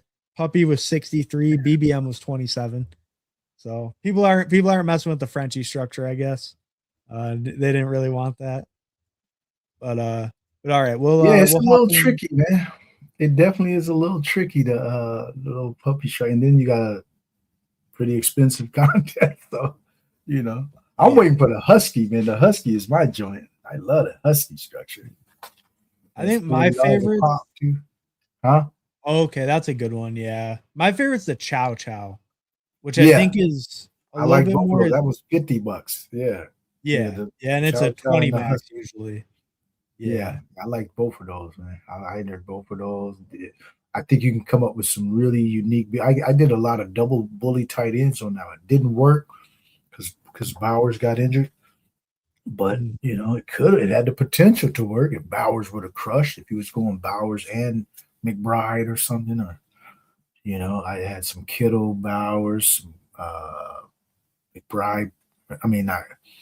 McBride, Kittle, and Bowers, Kittle. But Bowers just got hurt. But those bully tight ends, man, in these kinds of 2 out of 8 advancing type leagues, 3 out of 12 advancing. The bully tight end, man, is one of my sneaky little structures out there. That one thing I kind of do in the Chow Chow, especially since it's a little bit more and it comes out later. If there's a guy I'm a little bit lower on, especially if they were a riser or something, I'll try to kind of get overexposed in that contest because it's like a time box, but it's like a pretty good portion of money in out of my total bankroll, right? So it's I can kind of get a good representation without having to eat the rise in BBM or something like that to get my exposure. Yeah. And I can get a good chunk. Yeah. I did it with Rice 2 years ago when it was I think it was 2 years ago when he was moving up like crazy near the end because the suspension got pushed. The year he got hurt. Yeah, and then I went crazy on fast start too. He was off to a pretty good start and he got hurt. Yeah. I remember I was a little scared of the arrest stuff, but then it was he was clear by then. And then that contest, I went 50% Rashi Rice. Right. I'm just okay, just hammer him because I need more and I don't want to pay the rise. And good directional, but didn't work out. But it was directionally accurate. So that's the process was right. Mm-hmm. That's all we can control, man. Is the process, the outcome, hey man, it's gonna be what it is. Yeah, if his quarterback dolphin dives into his knee, there's nothing you can do. Yeah, you guys is a friendly fire. Yeah, there you go. Yeah, that's gonna happen because then they had another friendly fire last year, right? When Kelsey knocked Worthy out for a while. Remember? Yeah. So the Chiefs been having a little bit of unluckiness in the injury department. And keep Ken Walker safe. It might be him this year. Who's gonna take him? Yeah, Ken Walker. I'm starting to buy in a little more Walker shares lately because his price hasn't really budged. So I'm like, okay, we'll smack some Kenneth Walker. You know, price hasn't moved. Are we in already? Oh no, I was about to count down. Oh, okay. Well, all right. Hey, what's up, Paulino? Thanks for stopping by, bro. We'll hop in the fast puppy. We're gonna join in 10, 9, 8, 7, 6, 5, 4, 3, 2, 1. All right, we're in waiting on 6 in the fast puppy. Oh, okay. We might get a representation in this one then. Didn't snap. I did want to look real quick. Game tight. He was in the last one. He said he won the fast puppy. So I wanted to see real quick how he won the fast puppy. Oh, Game tight won the fast puppy last year? No. He said right now he was in this draft with us. He said he won the fast puppy. So I wanted to see real quick how he won it. I'm gonna have to give it to my guy Game Tight, man. This guy been just smacking some drafts late. I've been watching Games Tight lately. He been smacking some drafts, man. I'm gonna have to give it to you, man. A real grinder. He got that silver badge too. He's a grinder. Yeah, Game Tight been smacking. Yeah, I like his builds. So Game Tight, come on the show, man. Hey, yeah. I mean, hey, Game Tight would be a welcome guest. Yeah, I'm gonna come on over, man. Come on over to the Moolah Express, man. I'll put you on, man. I like to vibe with you. Yeah, man. Me, you, and Zero should do a show together, Herman. Let's all hook up and do a 3-person show. Yeah. I mean, I'd be down. I'm sure Zero would be down too. He's he's never opposed to hopping on a stream talking some ball. I don't think. Yeah, come on late night and just draft all night, man. You know. All right. Let's look at this real quick. Our other draft is about to start, so let's check it out real quick when we get over there. So you want Lamar, Malik Willis, so 0 RB, Kyle Monaghan, Blake Corum, Kenny Gainwell, Chris Rodriguez, Brian Robinson, Dylan Sampson, Mike Washington, Chase, London, Flowers, Marvin Harrison, DK, Elijah Surratt, Loveland, Chig, Terrence Ferguson. I like it, man. Game tight, I'm telling you, man. Yeah, I actually like this one a lot. You gotta stop coming to my room so much, Game tight. I might be losing some EV, man, because you've been kind of smacking these drafts, man. You always will. Game tight gets a little different in his builds quite a bit, but I think like that one was really solid. I like that one a lot. Oh yeah, that was really strong. Yep. And it's one of those. Oh yeah. I'm gonna reach out to you, man. Where can I find you? We're Discord. I think Game Tight's in Discord. On the Discord. Oh, okay. I think he's in Huhaim's Discord. I'm pretty sure. Oh, okay, well I'll find you in there. Yeah. All right, I'll send you together. Yeah. Yep, let's do it, man. What spot we got? We got pick 9. Yeah, 9 hole. So you know the winning BBM teams. I mean, it's not a BBM, but have all taken a receiver in the first round in the last 4 BBMs. Okay, okay, all right. Well, it looks like we got set up perfectly for it. So which receiver is it? CD. CD, man. All right. CD. I got to get some CD, man. All right. Yeah, CD I don't mind. Life. I'm a little bit lower on CD overall. I'm just because I'm taking more Amon-Ra and Jefferson. I'm a little worried that like Pickens just hurts that red zone role too much. I do think though they're such a good offense. They could lead the league in pass attempts. Right. I think I'm fine with the CD price. I just think like his role might be a little bit worse than like Jefferson or Amon-Ra. He might just not be as clear the alpha as like those guys Yeah. are. Yeah, that's definitely true. But I look at it as a offensive bet where Dallas offense is like, if Dak is upright the whole year, you already know what to expect from Dallas. You're going to get a monster production season out of the entire offense. And if this guy stays healthy, he's obviously going to be a big part of that too. So, you know how we do it in best ball. You got to get shares of the great offenses, and this is one of the top dudes there. So I look at it as just an overall bet that the team is so good that, yeah, he might get cramped a little bit by Pickens, but overall, he's still going to smash. Just a team bet, yeah. Achane. Achane? Yep. Really?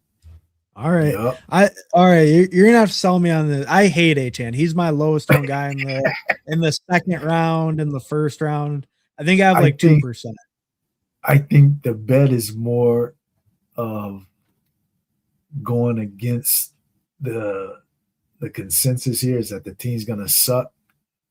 And I think there is a world where this offense really moves the ball pretty decently, and that Willis could surprise a little bit. They don't have great weapons, but he's a dude that can keep the plays alive. Maybe, get some completions underneath. And then if he's going underneath, Achane is definitely going to be involved in that. And so he can get those targets in the passing game that are highly valued, right? And then I think their offensive line is really sneaky good. They had some dudes that graded really high last year. And then they added this big mammoth dude in the first round this year. He's like 380. If they light a fire under this dude and he's just out there pancaking people and just creating these big ass holes and alleys for for Achane and whoever else to run through and Willis to run through, I think this offense could be a little better than people are predicting right now. Because the receiving core obviously is not spectacular, but Achane could be the leading receiver, right? Would you be surprised if Achane gets like 750 receiving and like 950, 1,000 rushing, right? Somewhere around there, where he get about 1,700 total yards and like 10, 11 touchdowns. I'm not gonna be shocked at something like that, man. I feel like with a lot of that, it's almost like it could maybe happen if they play Achane at receiver. I don't see it out of the backfield because like Tua has the highest target rate to running backs of like almost any quarterback in the NFL. I think other than Rodgers. Rodgers is the highest, but Tua is like second. And just Achane, his highest is close to 600. I think we see a fall off in the efficiency overall of the rushing attack without McDaniels there. Maybe not crazy. I think maybe the rushing could be similar with Malik. So maybe not as much that argument, but just more like, I think I have a hard time seeing him hit career receiving numbers with a really rushing heavy quarterback unless they use him some more like out wide and stuff. And I just worry with the first time, like not a first time play caller. They have a defensive head coach, right? And then they have the Texans guy. They have Slowick as their OC, right? Yeah, but you do know where Slowick comes from, right? Where does Slowick the Shanahan tree? He's from the Shanahan tree, and he's got a McCaffrey-esque dude. And it was key that you mentioned if he's playing receiver. I could see a lot of sets where this guy's in motion, Achane, to get that good matchup, right? He goes in motion pre-snap, and where he's playing a receiver on some of these downs. And so I think Slowick, having that kind of background coming from the Shanahan tree, will know how to utilize a dude like this into the passing game where he's getting them out in space like a McCaffrey. Because McCaffrey goes in motion quite a bit.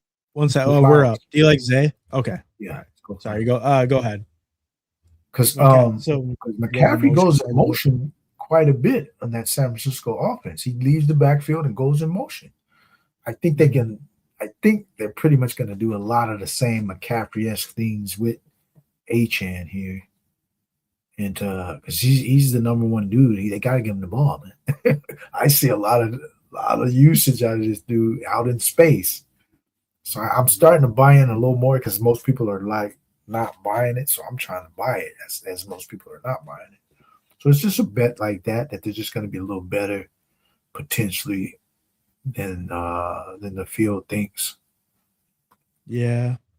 Yeah. I mean, I guess Did they I take just have Josh Allen already?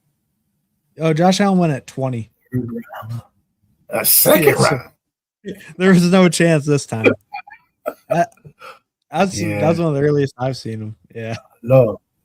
Hey, shout out that guy. NWO for life. Luck to you, buddy. Oh, we got game tight in the 6-0. Oh yeah, we got game tight at 6. Wait, he got Puka at 6? Yeah, Puka. I think he said something in the chat. Puka and Chase Brown seems unique. Oh, yeah, man, you can't give game tight this kind of a start, man. We already in a deficit. Yeah, we're already in the hole in this draft, man. They gave him Puka at the 6th spot. What do you like here? Let's go Waddle. We was just talking about getting some more Waddle shares. All right. We'll get a little bit more Waddle. I'm definitely picking more Sutton, but I'm okay with the Waddle price. You know, it's like I like a lot of these 4th round receivers, so I'm picking him a little less, but I'm totally fine getting some more. And obviously he's kind of a riser, so doesn't feel bad, you know, grabbing a little more in case he goes up. Yeah, I think I just want some more Denver pieces, you know, from here on out, because I'm kind of lower on them right now in exposures on the Denver passing game.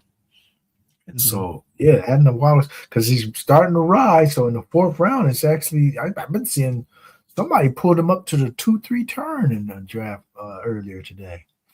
And really? Yeah, and I've been seeing him a lot in the 3rd round too. So I'm like, 4th round Waddle, I'll take 4th round Waddle. Right 4th round seems okay, or if you want to pull him up to like the 3-4, but like the 2-3, what's the point? Sometimes you just get him back there in the 4-5. Yeah, that's what I'm saying. I didn't get it, but you know, this is that season where you're gonna get a lot of the newcomers coming in. You know, they hearing a certain thing that rings in their ear, Waddle, you know, and then they just make these picks. So I'm okay with them doing it because you're helping me out by doing these kinds of pull-ups. Yeah, exactly. Yeah, I almost feel like some of that gets a little bit overrated when people get like too crazy with it. It's just like being unique is like, I think it's a little debatable how important it is in like the pod based format. Cause like, you know, depending how big the final is, like, right, to win the puppy, you're not actually competing with 186,000 people. You're competing with like 350 or whatever it is, 370, whatever, right? Because you have your pod, 2 pods, and then the final. But it's like, obviously the final is decently big, so it's nice to be unique. But when it's like, when you're just pulling those guys like way up and you're not even, I don't know, you might not even gain anything. You might be able to get them in the same spot the next round. It's like, like what are you even doing at that point? Like if you pull up Ladd to the left side or something, okay, I kind of get it. He never really goes over here, but like you do something like Waddle, it's like, well, you can get him later 4th all the time. His ADP is like mid 4th. It's like, you know, I don't know. I feel like sometimes with those people just get a little bit too cute with it. But definitely. Yeah. Oh, and Game Tight said not around as much zero, but in these streets, and he's in the Who Discord. That's his guy. Yeah. Okay, I'll find you. Yeah, because I go in there too. I'm in the Who. I just I couldn't remember where you was at, whether it was that one or not. But yeah, okay, that's cool. So here, yeah, probably. Okay, are you Judkins? Unfortunate, yeah. Let's go. DJ Moore. Get a piece of that HN Buffalo correlation. So the Judkins, are you you're lower on him injury wise? I like Cleveland this year, but I haven't got a lot of Judkins. I've been going with the passing game more on Cleveland, but because Judkins, I don't know. Is he gonna get games scripted out? A lot of games. And so I'm kind of, he's not a big passing game dude either, right? Because then if they go hurry up, Samson. yeah, Samson will be the hurry up kind of 2 minute dude, catch up dude. So I'm kind of just thinking I'm a lot lower on him as far as my Cleveland shares. I got lots of Cleveland shares. I just don't have a lot of Juckins. I got quite a bit of Samson. Let's go Jadarian this time. All right, that's fine. Man, no, I think that feels fine. I don't have too much Jadarian Price either, but I think he feels fine at the end of this year. You're not a believer in profile, or? I'm not. I think his profile is, well, it just has some question marks because the play was so limited, right? But it could be like that can go either way. It could be good. I'm not a huge doubter on his talent. It's just more that I'm still worried that Charbonnet comes back for later in the year in the money weeks and just really takes away some like high leverage work. Kind of like same thing that happened to Walker, right? All those years. I worry that Price gets kind of put in the same spot.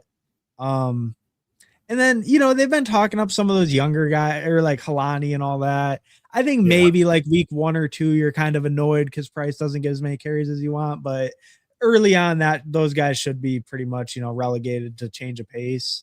So I think Price is okay for the season. I just worry about that, like the money week time, if he's getting a lot of that high value work stolen from him.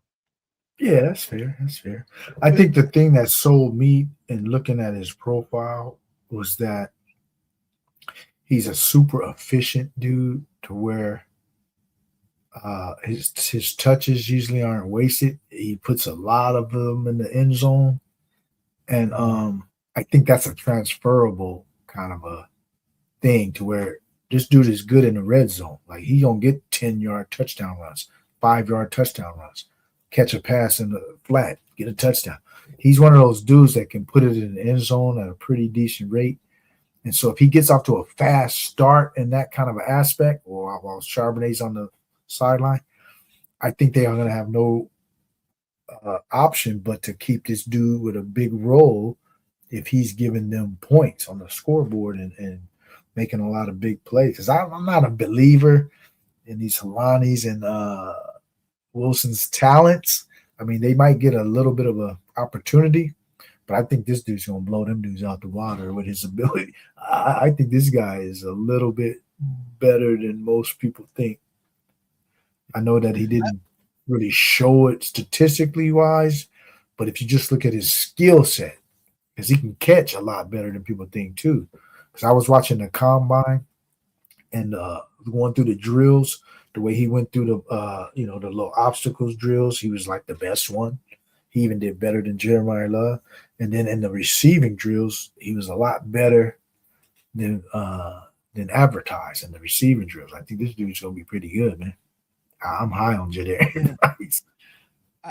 I will say part of it too. I'm a little bit of a Seahawks hater with like Kubiak gone and all that. I worry about them regressing a little, but I don't hate the price click. Like I don't hate it at all. I think he is the end of that tier, and there's a tier fall after him. I just tend to go like more quarterbacks or like that Tyler Warren's there sometimes, but I don't like really dislike that pick or anything like that. You want Dak with Lamb or something else? Dak, diggity Dak. Yeah, let's go Dak, man. Yeah. Easy pick. Yeah, I think it's just one of those things where they spent the capital and they love Charbonnet, but if you just spent the first round capital, you're gonna have to play this guy to see if he can really be that dude. And they got the great defense, so they should have a lot of favorable game scripts. So I think there's a lot of upside to this guy's situation as well, And we just got to see how he capitalizes on it. If he comes out, struggling in one of the aspects, pass pro or whatever, then that can kind of stun his growth and all that. But if he's picking up a lot of the stuff, the receiving concepts and the pass pro and and he's making those plays with the ball in his hands, that's the main thing. As long as he's making plays, I think he'll be fine though at this price. Yeah. Because being on that good team, is going to be his big edge, right? They're going to be playing from ahead a lot of times. Well, that's kind of the tier difference between him and like Pollard's on a way worse team, and then these other guys all have a lot more competition right away. Yeah. It does make sense where he goes.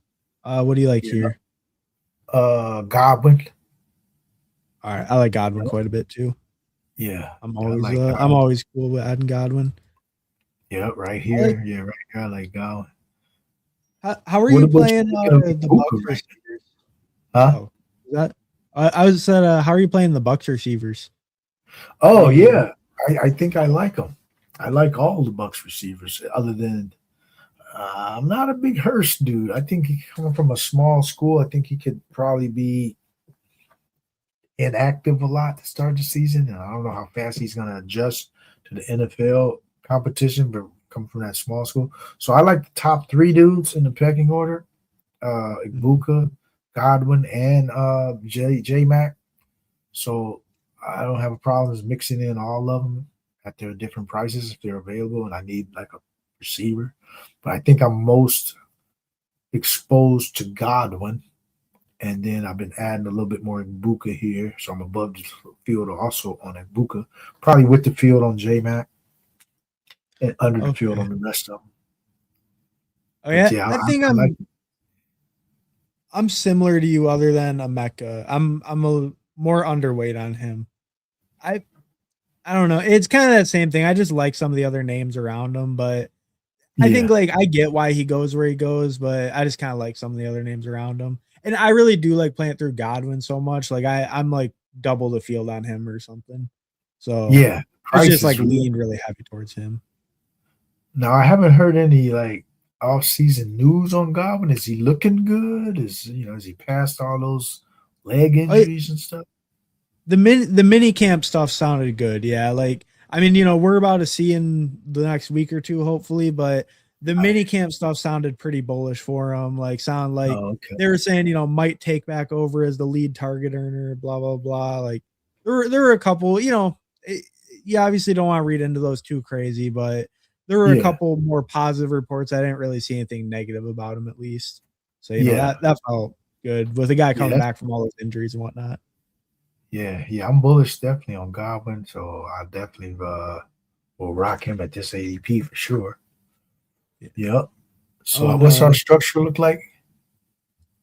Oh yeah, I'll read off the team quick. I haven't been doing that, so maybe I should a little.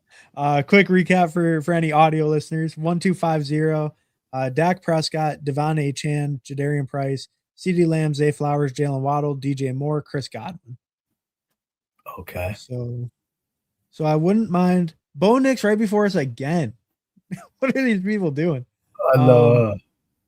What do you like? I like Dart or running back, Pittman. Let's go Pittman. I mean, Gainwell. Okay, yeah, we have Tampa Bay bet. I don't have much of Gainwell, and so I think we can build through Tampa on this one possibly. Yeah. You think just grab Baker? We probably have to grab Baker right here, right? I think so. Who has a Mecca? This guy has a Mecca. He's got two. He's got one quarterback already. Yeah, he has Jaden Daniels, so he might pass. Well, he also has Addison, so he might want Kyler. So we might get past him, but we'll see. If not, oh well, we still got two good pieces out of that team. But and if not, we can do like one of these other. Yeah, we got options, so it's all good. Yeah. But so I don't know. So you're not clicking a ton of Kenny Gainwell? I'm not clicking a ton either. Oh, okay. Yeah. I got more Tucker than any of those. I got 0 Bucky Irving. 0. Oh, really? Yeah. I'm scared of the injury talk and the fact that they went and got another guy that's just like him. I didn't like that. You went and got a Bucky clone. I mean, if you change the numbers, if Bucky goes out and you put a 7 on Kenneth Gainwell, you think it's the same dude. That's telling me that they want to basically split your load with another dude that's just like you, who's just as productive as you on a per touch basis. So I didn't like that acquisition. I was okay with the Tucker acquisition that they brought him back. But once they when they got Gainwell, it was an identical clone. That was telling me something that they're gonna split that role because both of y'all are the same dude. And so I'm just a little nervous on his touch projection for me. I think he's not gonna get the kind of volume or something that he's been getting past couple of years. So I'm out on Bucky all out. That's one of my. I have very few 100% fades. That's one of them. Wow, 100% fade. 100% fade. I think that's probably okay. I mean, I don't know. So I just checked out mine. I'm right at field on Bucky, and then I'm underweight on Gainwell because I don't know. It is true. Like I think Bucky is a better rusher than Gainwell probably, but if he doesn't Not take by any much, goal line, Gainwell's a pretty good rusher, and Gainwell's a better pass catcher. So it's like they each kind of have maybe their little bit of specialty, but they are both like they can both do similar stuff. Yeah, they identical. The same size, everything. I mean, it is just that thing. If Bucky doesn't get any goal line, then there's no chance he can pay off. And they probably need to be like a top 10 offense or something. Like for him to pay off. I think the avenue for him to pay off is just very slim. It's a thin bet to me for him to pay off that price around the guys he's around. And I'm just out on it, I don't recommend a lot of fades because I don't do a lot of fades, but it's hurt and helped me a couple of times. Like 2 years ago when CMC was the #1 pick and got hurt and was out the whole year, I had zero CMC. And it worked. Last year I had very little CMC and it didn't work. But I only have a couple 100% fades every year, and Bucky just happened to hit the list this year. Yeah. And I mean, I think that's a fair one. I think there's reasons like obviously like I said, I'm closer to field, but like I do think that there's pretty valid reasons to fade Bucky. I think a lot of it when I was picking him the most was like when he was falling towards the end of that range, closer to the turn. Because like once like the Trevion, Judkins, like Swift, like all those guys are off the board, I feel like I get a lot more open to Bucky. Yeah. It's not a horrible click. We don't have a tight end. Let's go likely. Likely? Yep. All right. Get some of that New York Giants run back with Dak. See, likely is a guy I've been lower on as well. I'm like I don't know what's the I get the case. He's going to New York. There's they paid him all that money. They're probably gonna start him over Theo. Like he's gonna get good snaps. Dart likes tight end. I just don't know if likely's all that good. That's my biggest concern.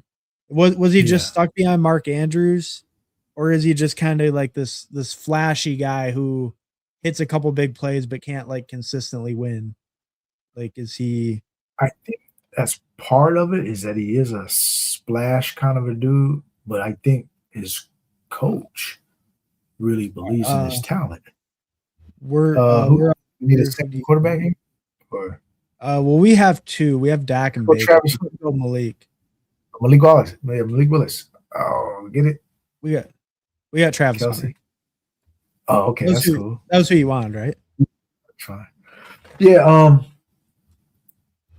I think his coach believes that he's a really great talent because that was the guy who was always pumping him up, saying this guy's an all-star talent. It was John Harbaugh, and I think him making it a priority to bring him over here, and all the reports I'm hearing is that this dude is lighting it up, and him and Dart are on the same page already and building pretty good chemistry. So I think it's a bet that the coach really loves this dude. And I believe in his talent too. I've seen flashes of it, but he wasn't able to be consistent. And I think he's one of those dudes you just have to be right now, this 1 year, that he can put it all together. Because I believe in the talent. I've seen this dude have some monster moments, over there. And he never really got the role.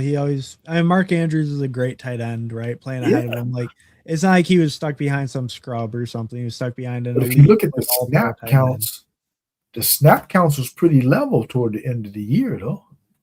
Where if you look at in the big games, one thing about Likely in the big games, they looked for this dude against the Chiefs, against in the playoffs and in the regular season, and against Buffalo. Because remember, he was the one that caught that potential game-tying touchdown against Buffalo in the playoffs. And then Andrews went and dropped a 2-pointer, remember? But it was Likely that caught the touchdown from like 25, 30 yards out. So this dude got I think Likely's going to have a big year, man. I love Likely this year. The more I talk about it, I start thinking about how talented this dude is.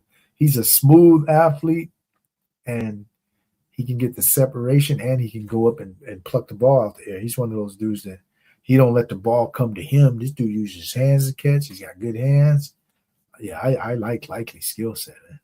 Because what's his name has trouble with the dropsies, Theo Johnson. So if you get out here dropping the ball a couple of times, you're not going to get in under Harbaugh. They don't want people dropping the ball, and Likely got sure hands. So I think it's a smash pick. Yeah, I do think it is a really good situation for him too. So like, I don't know. I'm not full fade and Likely by any means, but he is a guy like I've just kind of been a little bit back and forth on, because it's like I like the role, but I'm just not sure how I feel about the player totally. Like if I believe in those flashes, or if I like don't, but I do think the role is good, and that is a good reason to take shots. Like take shots some of the time for sure, and like definitely get some in my portfolio. What our backfield look like? We need another back here.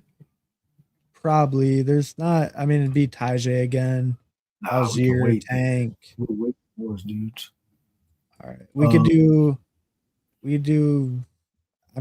a receiver for a 7th and be done with McMillan. We could do a tight end with. Let's do Boston. You like Boston? Well, Boston up. Right. Yep.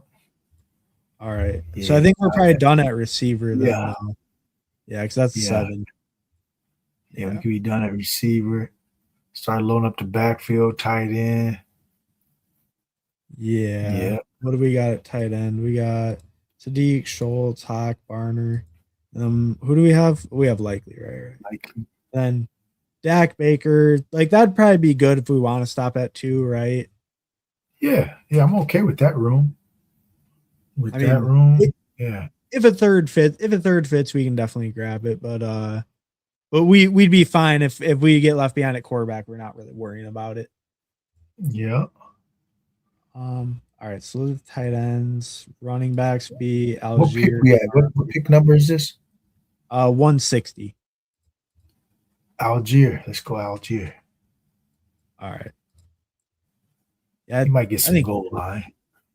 I think Arizona's another team that I'm not going to be shocked if Arizona's getting like 26, 27 points a game, man. I'm not. I think they got enough weapons, and what's his name? Brissett showed that he can move this offense last year, and if he has that full arsenal at his disposal now with Harrison back in the fold, and then you added an electric dude like Love, this team is going to march up and down the field. You're not stopping them between the 20s now. It's going to come down to red zone execution, all that kind of stuff. But this team's going to move the ball, man. They got too many athletes and too many big-time playmaker dudes. They got size on the outside. All Brissett got to do is toss it up to these dudes a little, at the right spots.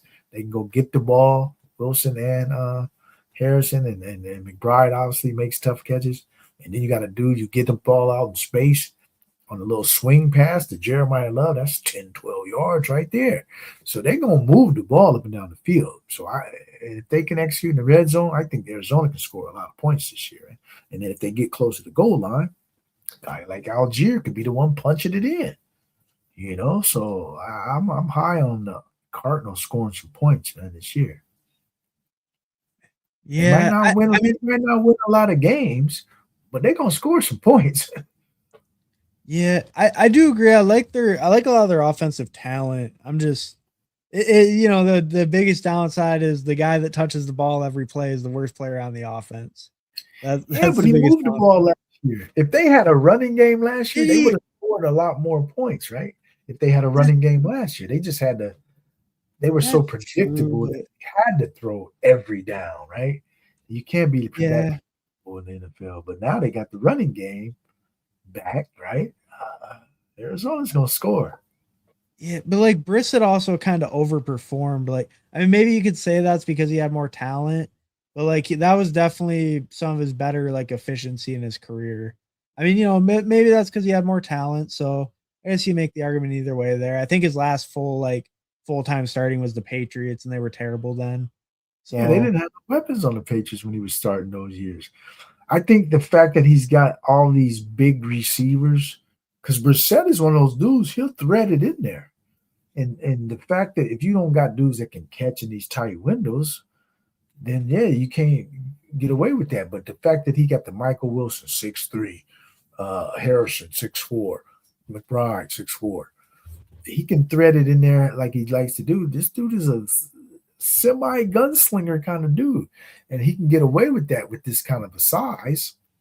To where I think Brissett is underrated, man. Brissett might have a big year on the under, man. He might be one of those sneaky dudes that throw for damn near 4K just because he got the weaponry. And then if they are in some kind of game script situations where they got to keep piling up the yards and points, I think Brissett could be a pretty good player this year.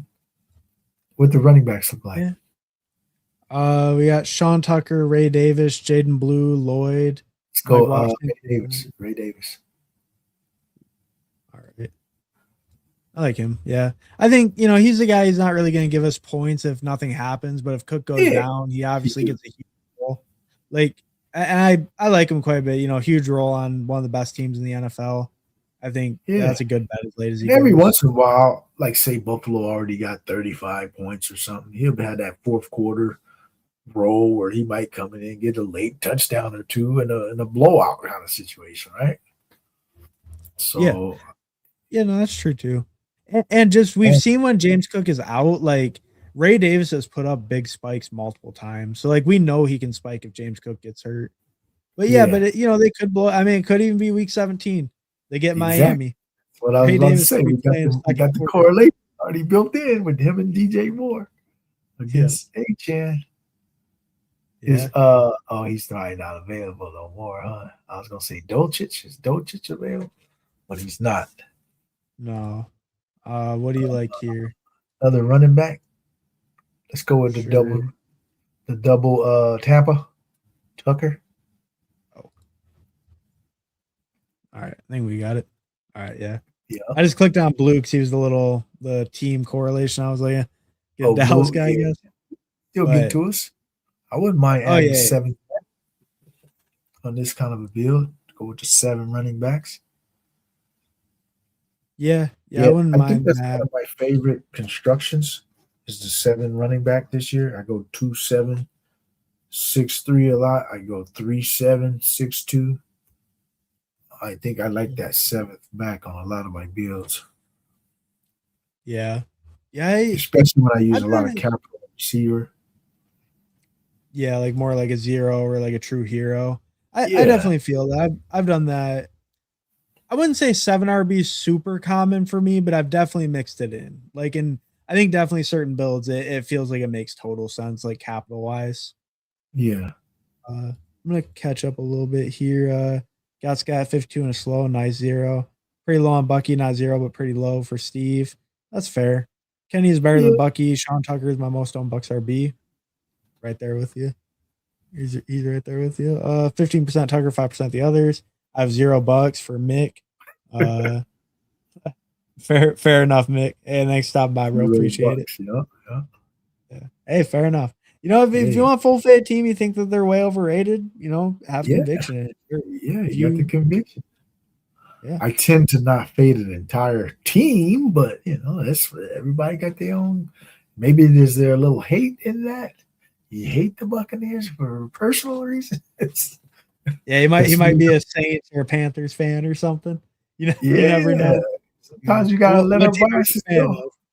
You gotta let the biases go. I'm a Raiders fan to the heart, but if it tells me I need to draft some Chargers this year and some Chiefs, my hated rival, we hate the Chiefs as Chargers as a Raiders fan. That's my bitter rival is the Chiefs. But if I gotta draft it, I gotta draft it. So what tight end do you want? We only have Likely, so we need a. We definitely need a tight end. I guess go with Jasicki since I don't know. I probably got very little of him too. But yeah, we probably need another tight end too. I think it makes the most sense because our other rooms feel pretty good. Yeah. I think. Okay, so we got Dak. Who else? Baker. So Otten is gone, huh?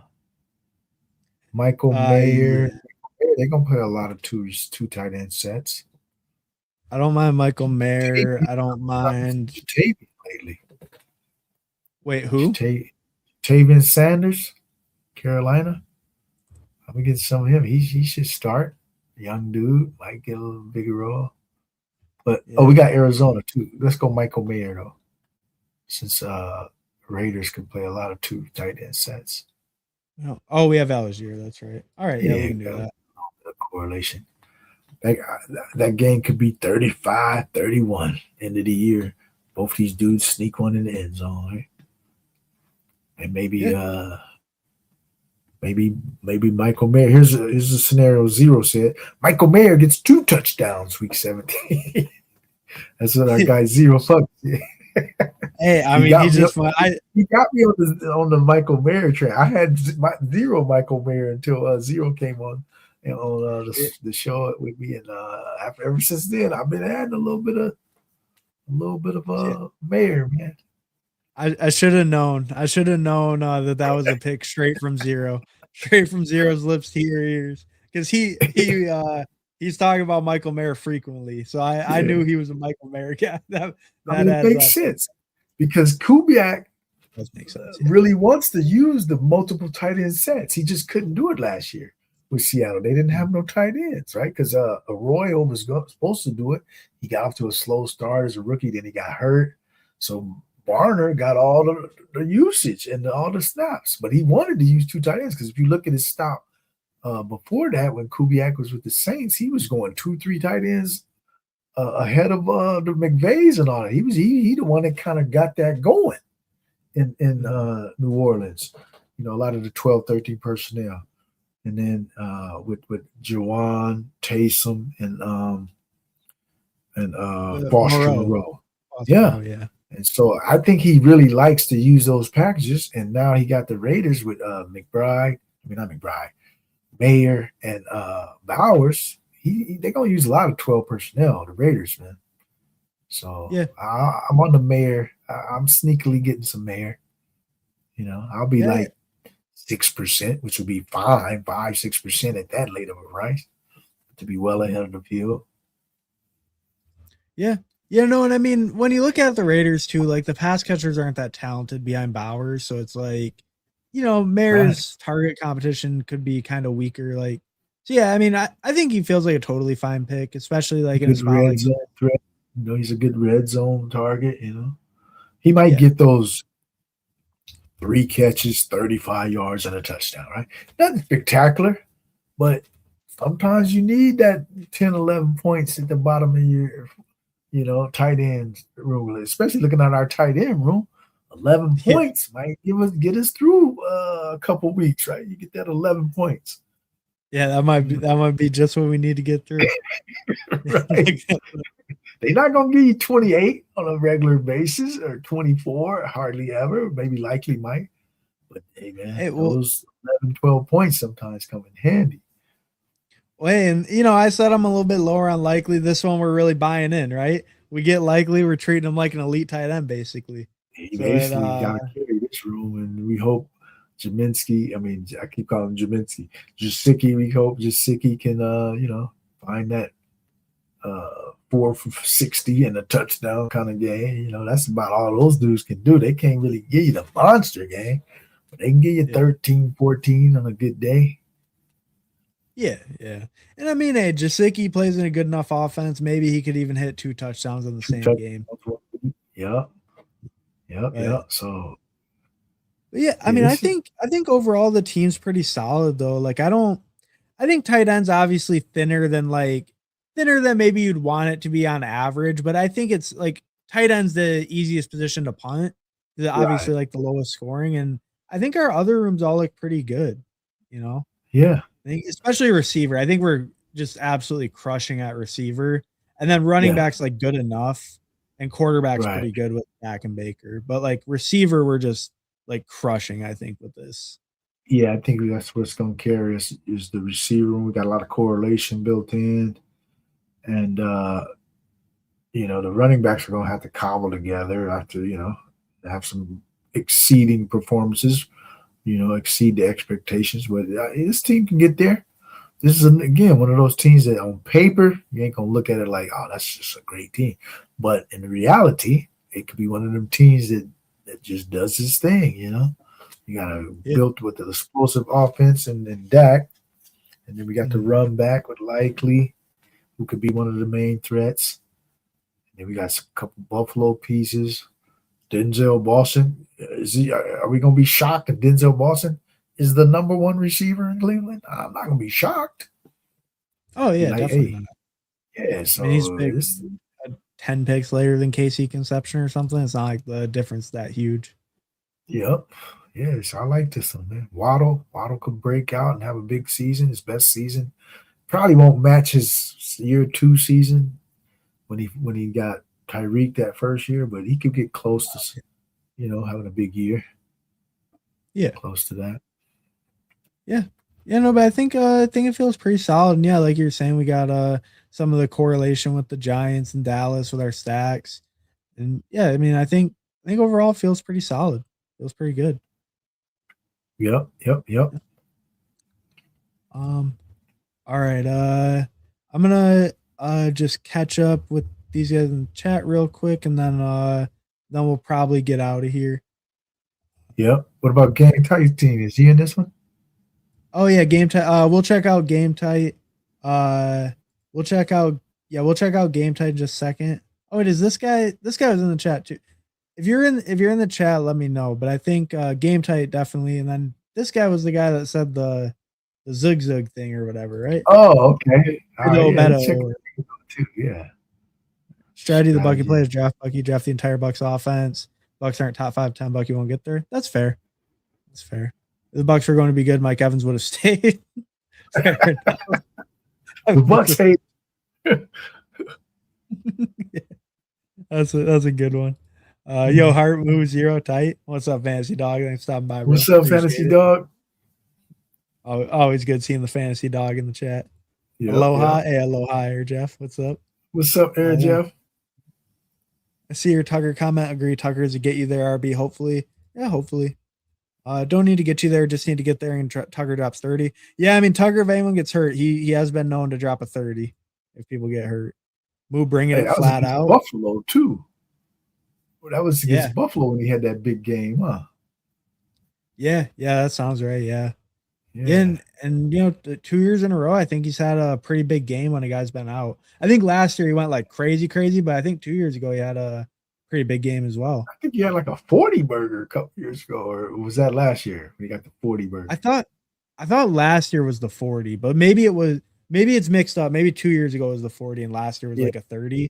But he has two huge games when a guy was out, just like if this 2 guy years gets a roll, if there's some consolidation any week or throughout the season, Tucker can smash, man. He can smash in any given spot. So I like that. I like that kind of upside at the end of the draft where it's a valuable situation to where if it consolidates, you can have a good smash spot. I'm all in on those kinds of spots, man. Yeah. Can Naylor do it instead? Maybe. I don't know exactly what that question was about, but maybe. I'm not a big Naylor believer though. I guess I'm more of a trade talker. Maybe is he talking about our mayor pick, and he's saying can Naylor be the dude instead of Mayer, kind of like or something, or what?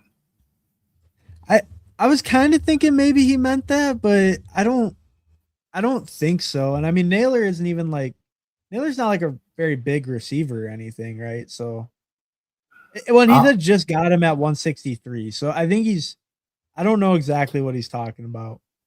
Oh, because he picked him. Maybe he picked Yeah. him, right? Yeah. Yeah. Just yeah. 163. Yeah, I'm more Trey Tucker than Naylor myself.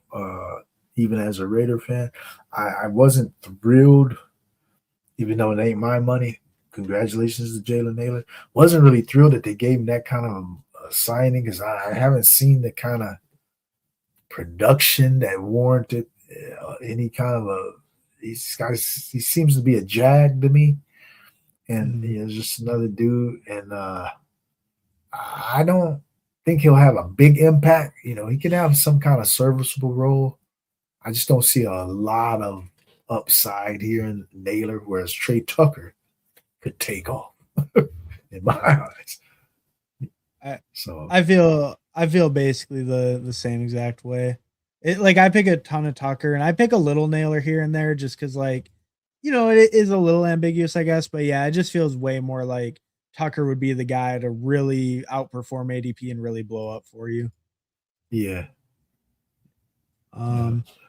Naylor can do it the same way Josh Palmer can do it. Fair. A lot of folks getting confused between record and fantasy points. Maybe it might be the case. I might be off base on that one. But yeah, I mean, hey, the Cardinals, I think I was around the Cardinals talk. They do have the talent. Maybe I'm hating on old Jacoby Brisket a little bit too much. He didn't look too bad last year.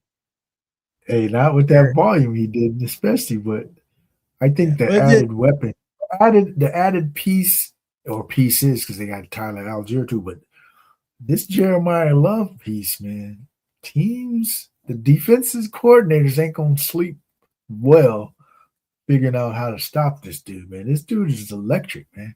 If he get a good matchup on the perimeter, like in the passing game, he gonna be smoking dudes. A linebacker trying to cover this dude, or if he get a one-on-one on a nice one of them zone runs, he gonna make the first dude miss. I see a lot of big plays out of Jeremiah Love, man. And this Arizona offense was going to add. They're gonna get up and down the field, and I just think that they're gonna have to execute. Who's calling the plays? The coach. The coach is gonna call the plays. LaFleur's little brother. LaFleur, right? Yeah. I think he's the play caller. He's gonna be doing the play because they got who's the guy that they get? Nathaniel Hackett. We definitely don't want Nathaniel Hackett calling. Yeah, as long as he's not calling plays. Yeah. So I think Arizona's gonna score, man.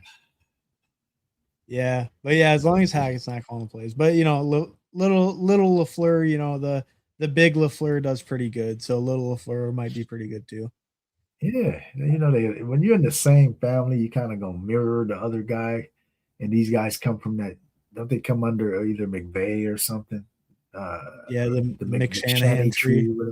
Yeah, so they tend to know what they're doing, So I as long as I get some blocking, right? Because I'm not sure how great or good the line is. It's probably a little below average, but as long as they get decent blocking, because when you got weapons, you kind of help the blocking, because they can just toss it up in a tight window, and you're not wide open, but as long as I got enough time to get it to you, even if you kind of covered, he's gonna complete some balls, man, to these big weapons. And then if all else fails, dump it off to Love as a dump off, and he'll make something happen. Yeah. Yeah, no, I mean that is fair. They do have a lot of talented weapons. I will give you that. It might, Jacoby might not need to do too much to make them successful. You're saying, just dumping it off to all that talent. Get the ball out your hands. Just get the ball out your hands. You got all pro tight end, 2 young talented receivers. I mean, they gotta both step up a little bit, but we'll see. And then you got that dude in the back. That dude, you could be that dude, man. I mean, this guy's got the talent of Bijan Gibbs. It's not a doubt about the talent. He just needs, to be in the right kind of situation because, they obviously got. Although Bijan, situation, they ain't great over there, right? To me, it's almost similar in the talent surrounding Bijan, with the Pitts, Drake London, and then they drafted Penix 8th overall, and then they got Bijan. So it's a similar talent structure around Bijan as it is around Jeremiah Love. And so I'm not going to be shocked if Jeremiah Love lights it up this year. I'm not going to be shocked. I'm not saying he will. Like, he's not going to like put the numbers up that they're going to put up this year, but he can get about 1,300 yards rushing, like 1,500 total yards type of a season, 15, 16. I won't be shocked at that. Yeah. Yeah, I mean, it's definitely impossible being like a dual threat guy, especially if he hits a little bit higher on those like big rushes, right? Like we see kind of a lot of like even elite guys year to year, they kind of, it depends on the variance on those big plays and how often they break those big runs. If he gets a little bit, luckier with that, or like just hits a little bit better on the variance end, yeah, he could definitely. I think he has the talent to get there. Yeah, I think I heard some kind of little bit of leaks about how they're using this dude like in the slot too. I heard something like that where this dude will be like as a receiver, and they'll have Algier in the backfield, put this dude like, the McCaffrey kind of slot role type situations to where they could put some dangerous lineups on the field and get some good matchups out there. If this guy, gets a little creative with their structure, on the floor.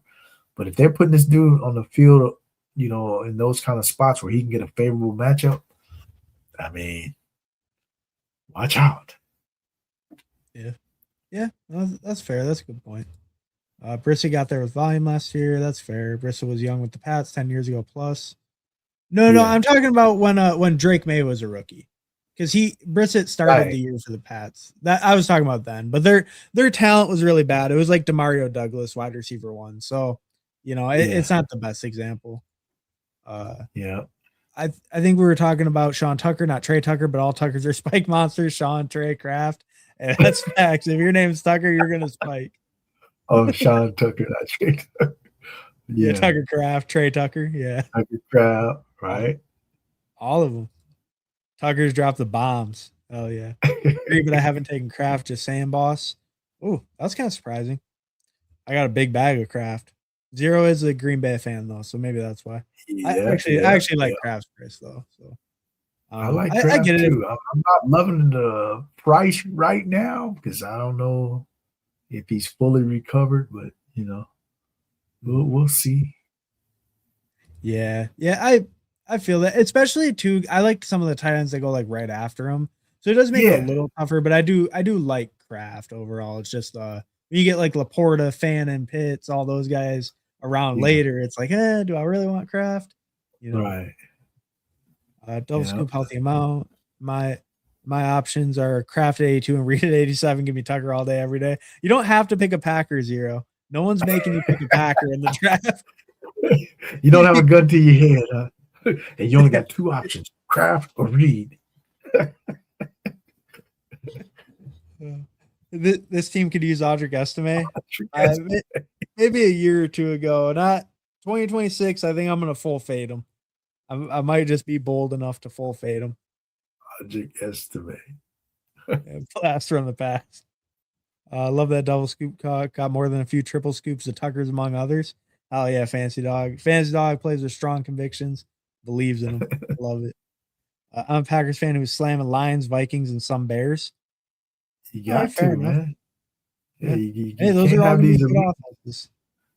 You can't have these team allegiances in fantasy, man. No matter if you got a team, you got to go with what's gonna help you.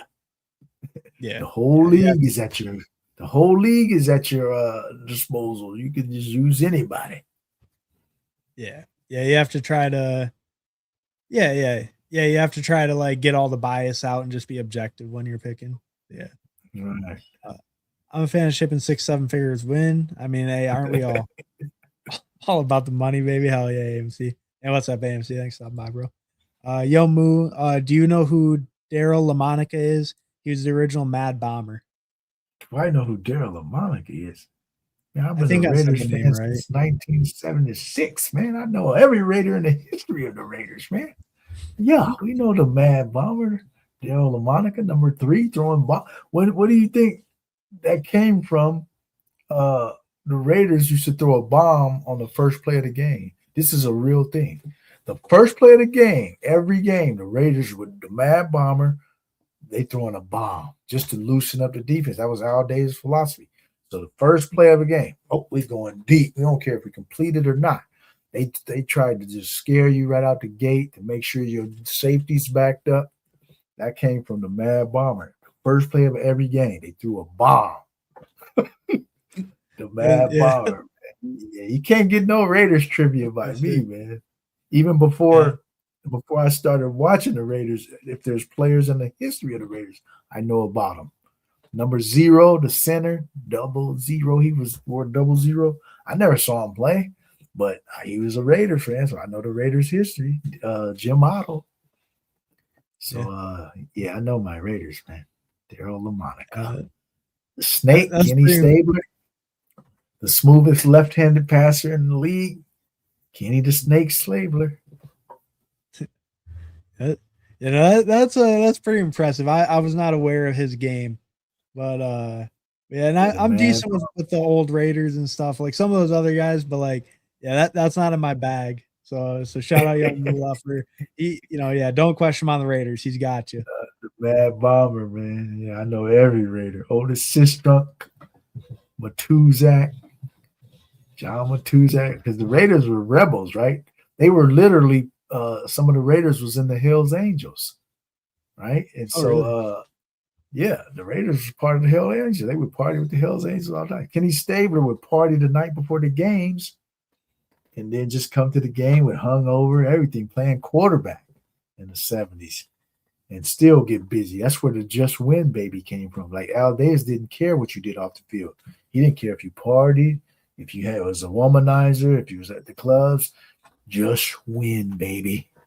He didn't care about it because the Raiders was hell racers, man. This is before social media and all that. So you could do your thing back in those days and nobody would be knowing what you're doing.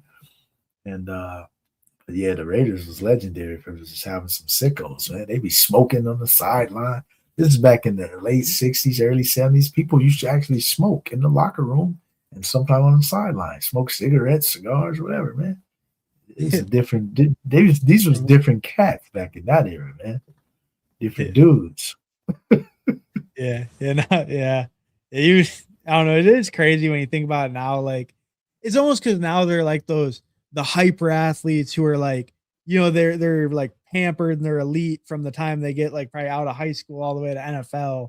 It's just like a whole different lifestyle and stuff. They're almost like they're just like built into that. Like, I'm an elite athlete. I take care of my body and I have like all these trainers and all this and that.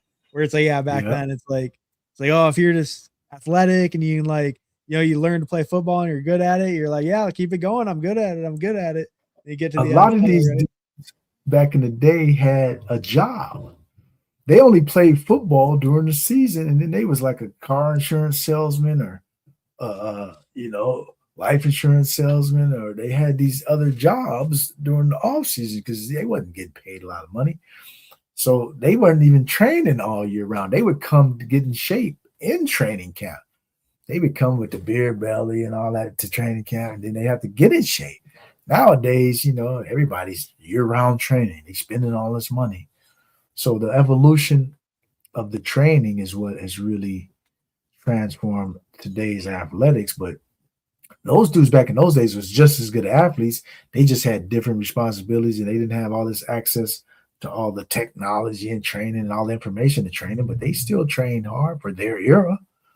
And it was just a different breed, though, different kind of dudes. Huh?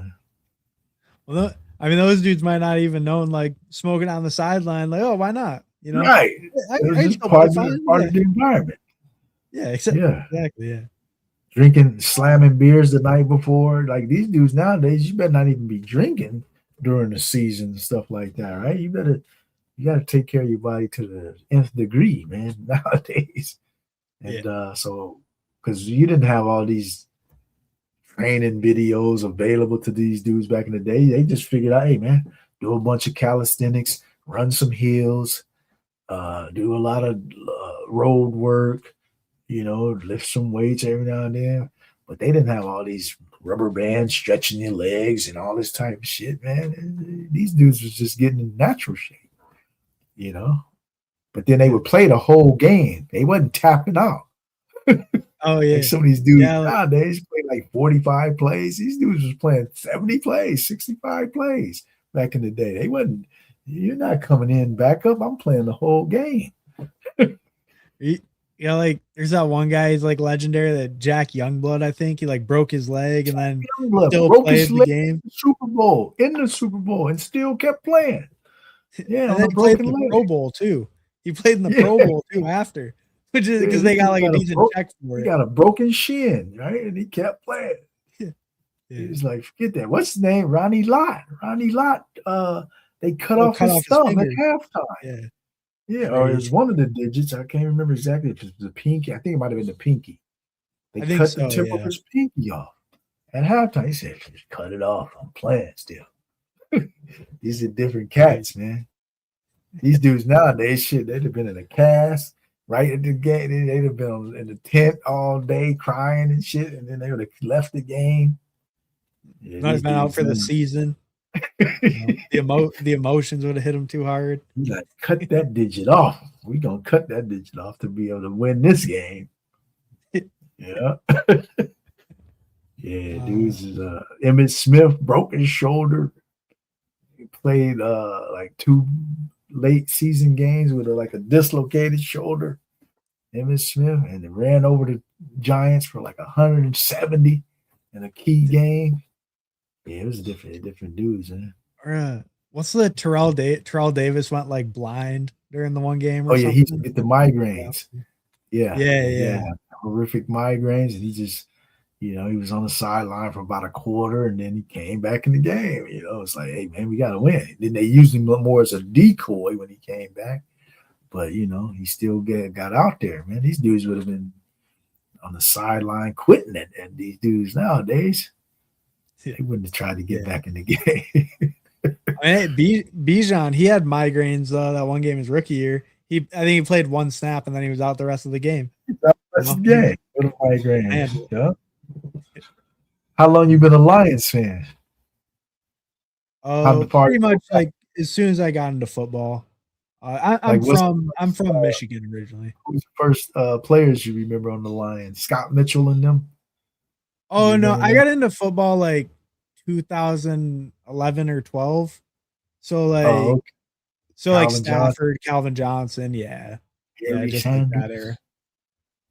I mean, I never saw like him play or anything, but like, I'm a fan. I mean, I've seen like clips, but like never saw like a game like when he was alive or anything. Oh yeah, because he had retired probably a little before that. Yeah, I was born in '98, so I mean, Barry drafted in '88. Yeah, just for the record, there's never been a running back as good as Barry Sanders in the history of football. Nobody could run like this dude. This dude had zero blocking. The Lions had the worst blocking year in, year out. And this dude is Houdini, man. As soon as he get the ball, dudes is in his face. Kind of like Genty last year. As soon as he got the ball, everybody was tapping. But you got in Barry Sanders' face. Oh, he making the first 2-3 dudes miss. You're not touching Barry Sanders. Barry Sanders I've seen the best balance, the best burst. I mean, nobody fucked with Barry Sanders. And this dude had 2,800 yards rushing in college one year. 2,800 in like 10 games. Not like in 15 games or nothing. This dude did play like 10, 11 games and got 2,800 yards rushing, man. This is the most electric dude ever, man. Nobody fucks with Barry Sanders. Yeah. Well, yeah, I mean, and people say like that season from Oklahoma, that's like one of the best of all time. Or it's probably the best college running back season of all time, right? Yeah, definitely. Yeah. Because literally it was like 10, 11 games. He got like 2,800. He was getting 270, 280 every game. Yeah. I mean, just imagine I've looked back at I've looked at the stat lines for it and stuff before, and it's just it doesn't even look real. It's like it was a video game. How do you even do that? Yeah, he breaking 60, 70 yards every game, like 4 or 5 times, 3, 4 times, and in a couple weeks, just breaking them.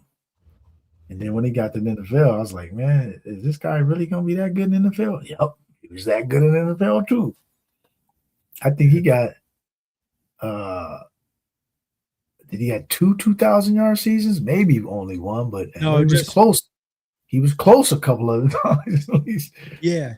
Yeah, he has one that's like 1900s or like high 18s or something. Yeah, he has some. Barry Sanders is the best runner I ever seen. Yeah. And I mean, I've definitely watched hours and hours of the highlights. Like I never got to see the games, but I've watched, plenty of the runs and stuff. And it's just insane to watch. It doesn't even look like, it just doesn't make sense some of the time. So he runs into 3 guys. It's like, how did he get out of the other side? You're like, what the hell happened? And remember that one highlight where he had the dude spinning in circles looking for him, and he's already gone, and dude is kind of like looking around like, where'd he go? And he gone already, man. He spent the dude like 2 times, and I was like, man, nobody has done stuff like that, man. I have never seen nobody shake dudes like Barry Sanders shaking. He'll be in a phone booth. You couldn't box him in a phone booth. Yeah, it's crazy. All right. We had disbanded in here with Dot Zero saying need Tucker. We should have got Tucker. I wasn't saying anything. I was taking a shower. LOL. I like both. Got to go out and drink a shit ton of fancy Korean barbecue. Hell yeah, Zero sounds like a hell of a night. YungMoolah, do you draft Mike Washington LV? A little bit, not a ton, because I'm so invested in Genty that I don't want to kind of backlog and hedge on that bet. So I don't draft a ton of them. I got some of them though, just in case. But yeah, I got so much Genty, man. I'm all in Genty. I think he might be running back 2-3 this year. I'm not gonna be shocked. Yeah, I'm similar. I'm pretty overweight Genty, and like Mike Walsh is cool just because like he's probably the pretty clear RB2, but he's really just like injury contingent in my mind. Yeah. Yeah. This is Gritty, by the way. Lost my old YouTube account. I had to make a new random account name so I could chat again. Oh, hey, what's up, Mike? This is hit him with the Gritty. Yeah, hit him with the Gritty. You're the most elusive dude in the world, man. I've been Gritty. You need to come on these shows, man. You're gonna make an appearance on the GABSports anytime, man. Because as long as Gritty has been in these streets and everybody's been kind of ridiculing him with his draft style from the very beginning, I was always intrigued by this dude's draft style. I was like, man, this dude is just doing shit just totally different.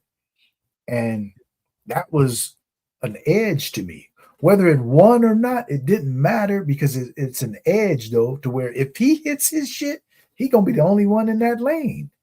He going to be the only one going in that space to where if this dude's style hits any year, he going to win everything. And so I appreciate those kind of approaches to where you in your own lane and got respect for that. So, man, come on over to the Moolah Express, man. Love to have you on the show. Hit him with the Gritty. And I do gotta give it to Gritty a little. Like I've seen some of his builds more like this year and stuff, and like he's still, he's still like contrary. Like I see you're still contrarian a little bit. Like it's different. It's not what everyone else is building, but like I see more variety. Like you're not going like all the same. It's like different ways to kind of attack it and different builds. I like to see that. Like you're kind of expanding it, but it's still like different. It's not just like a 3-5-7-3 normal, but some are 0 RB, some are like super robust. I like the variety from Gritty. Yeah, he's evolving. Because I'm sure you got a little disappointed when you had that 45-50% advance rate and you got all knocked out in the first round, man, of the playoffs because all your teams was alike. So that's the game that we all have to evolve in, is that we got to expand our portfolios to where you don't want all your teams looking alike when they make the playoffs, because once they all have a down week, all of them is sent home. Shit. So You got to have a little different mix. And so, but I respect the game, respect the approach, and that he thinks differently, man. And when you think differently in these large contests, that's how you can get to the top, man, by thinking a little differently sometimes. Yeah, 100%. I mean, shout out Ray Zanny. He won the Fast Puppy one year with like 4 quarterback, 5 receiver, Exactly. crazy build. Yeah. Just A I 4 feel quarterback like build, a lot of people was like, man, I'll never do a 4 quarterback. That's never going to win. Oh, he won, and a lot of times it could be contest dependent, where that might really work, But we're only six years into this sport, man, on over here on Underdog, and nobody can tell me that a certain strategy can't win. You don't know, man. You don't know what strategy can actually win until you try it, and the shit wins. I mean, it's only 6 samples, right? We only played 6 slates if you look at it that way, right? Look at every season as a slate. You've only played 6 slates. There's no this can win, this can't win. No, there's none of that shit. Anything that is within reason, if you're using the player pool, you're not just taking a bunch of dudes that ain't drafted. If you're using the whole player pool, you can win with any kind of build, any kind of strategy. Man. It don't matter, man. We don't know. Yeah. I totally agree with that. And you don't know how that slate's going to play out. And I think that's why like the varying it a little bit is like better because you just don't know what's best in that slate, what's going to work best. Right. So it's like, right. I don't know. Yeah. But yeah, you just never know what's going to win. Fantasy Dog, I got way too much Mike Wash LV. Am I right? You might be if it works out. It could work out. How do you lose a YouTube account? Were you a bad boy? What's up, Wicked Good? Thanks for coming by, bro. I think old Gritty. He said he just forgot the password. My phone randomly died and wouldn't turn back on. Had to buy a new phone and couldn't remember my login info and password. Yeah, okay, yeah. That's what I thought. Yeah. Jack Youngblood, ball knowers. Hell yeah, Mac Noah. I've read some football biographies and stuff, so I got some deep knowledge. Yeah, football, man. I grew up watching those. See, NFL films, I don't know if they do a lot of stuff no more, but this is before Sports Center, before all that type of shit. NFL films came out with all the shows of football highlights and the videos and all that, and they just sucked you into the game so eloquently with the slow motion stuff and the hard hits and all that type of stuff, to where that's how I learned the game, man, from watching NFL films, man, and all the greats. And then that was like the golden era of highlights and learning all the players in the history of the NFL was through NFL films, and that's all we had was NFL films, man. We didn't have Sports Center and all these damn highlight shows and NFL networks and all that, internet, all that time. We had NFL films. You had to go buy the VHS tapes of the hard hits and the greatest running back. I still got all those VHS. I'm gonna put them on some digital medium and probably just start putting them on my channel or something. Show you like the greatest running backs of all time.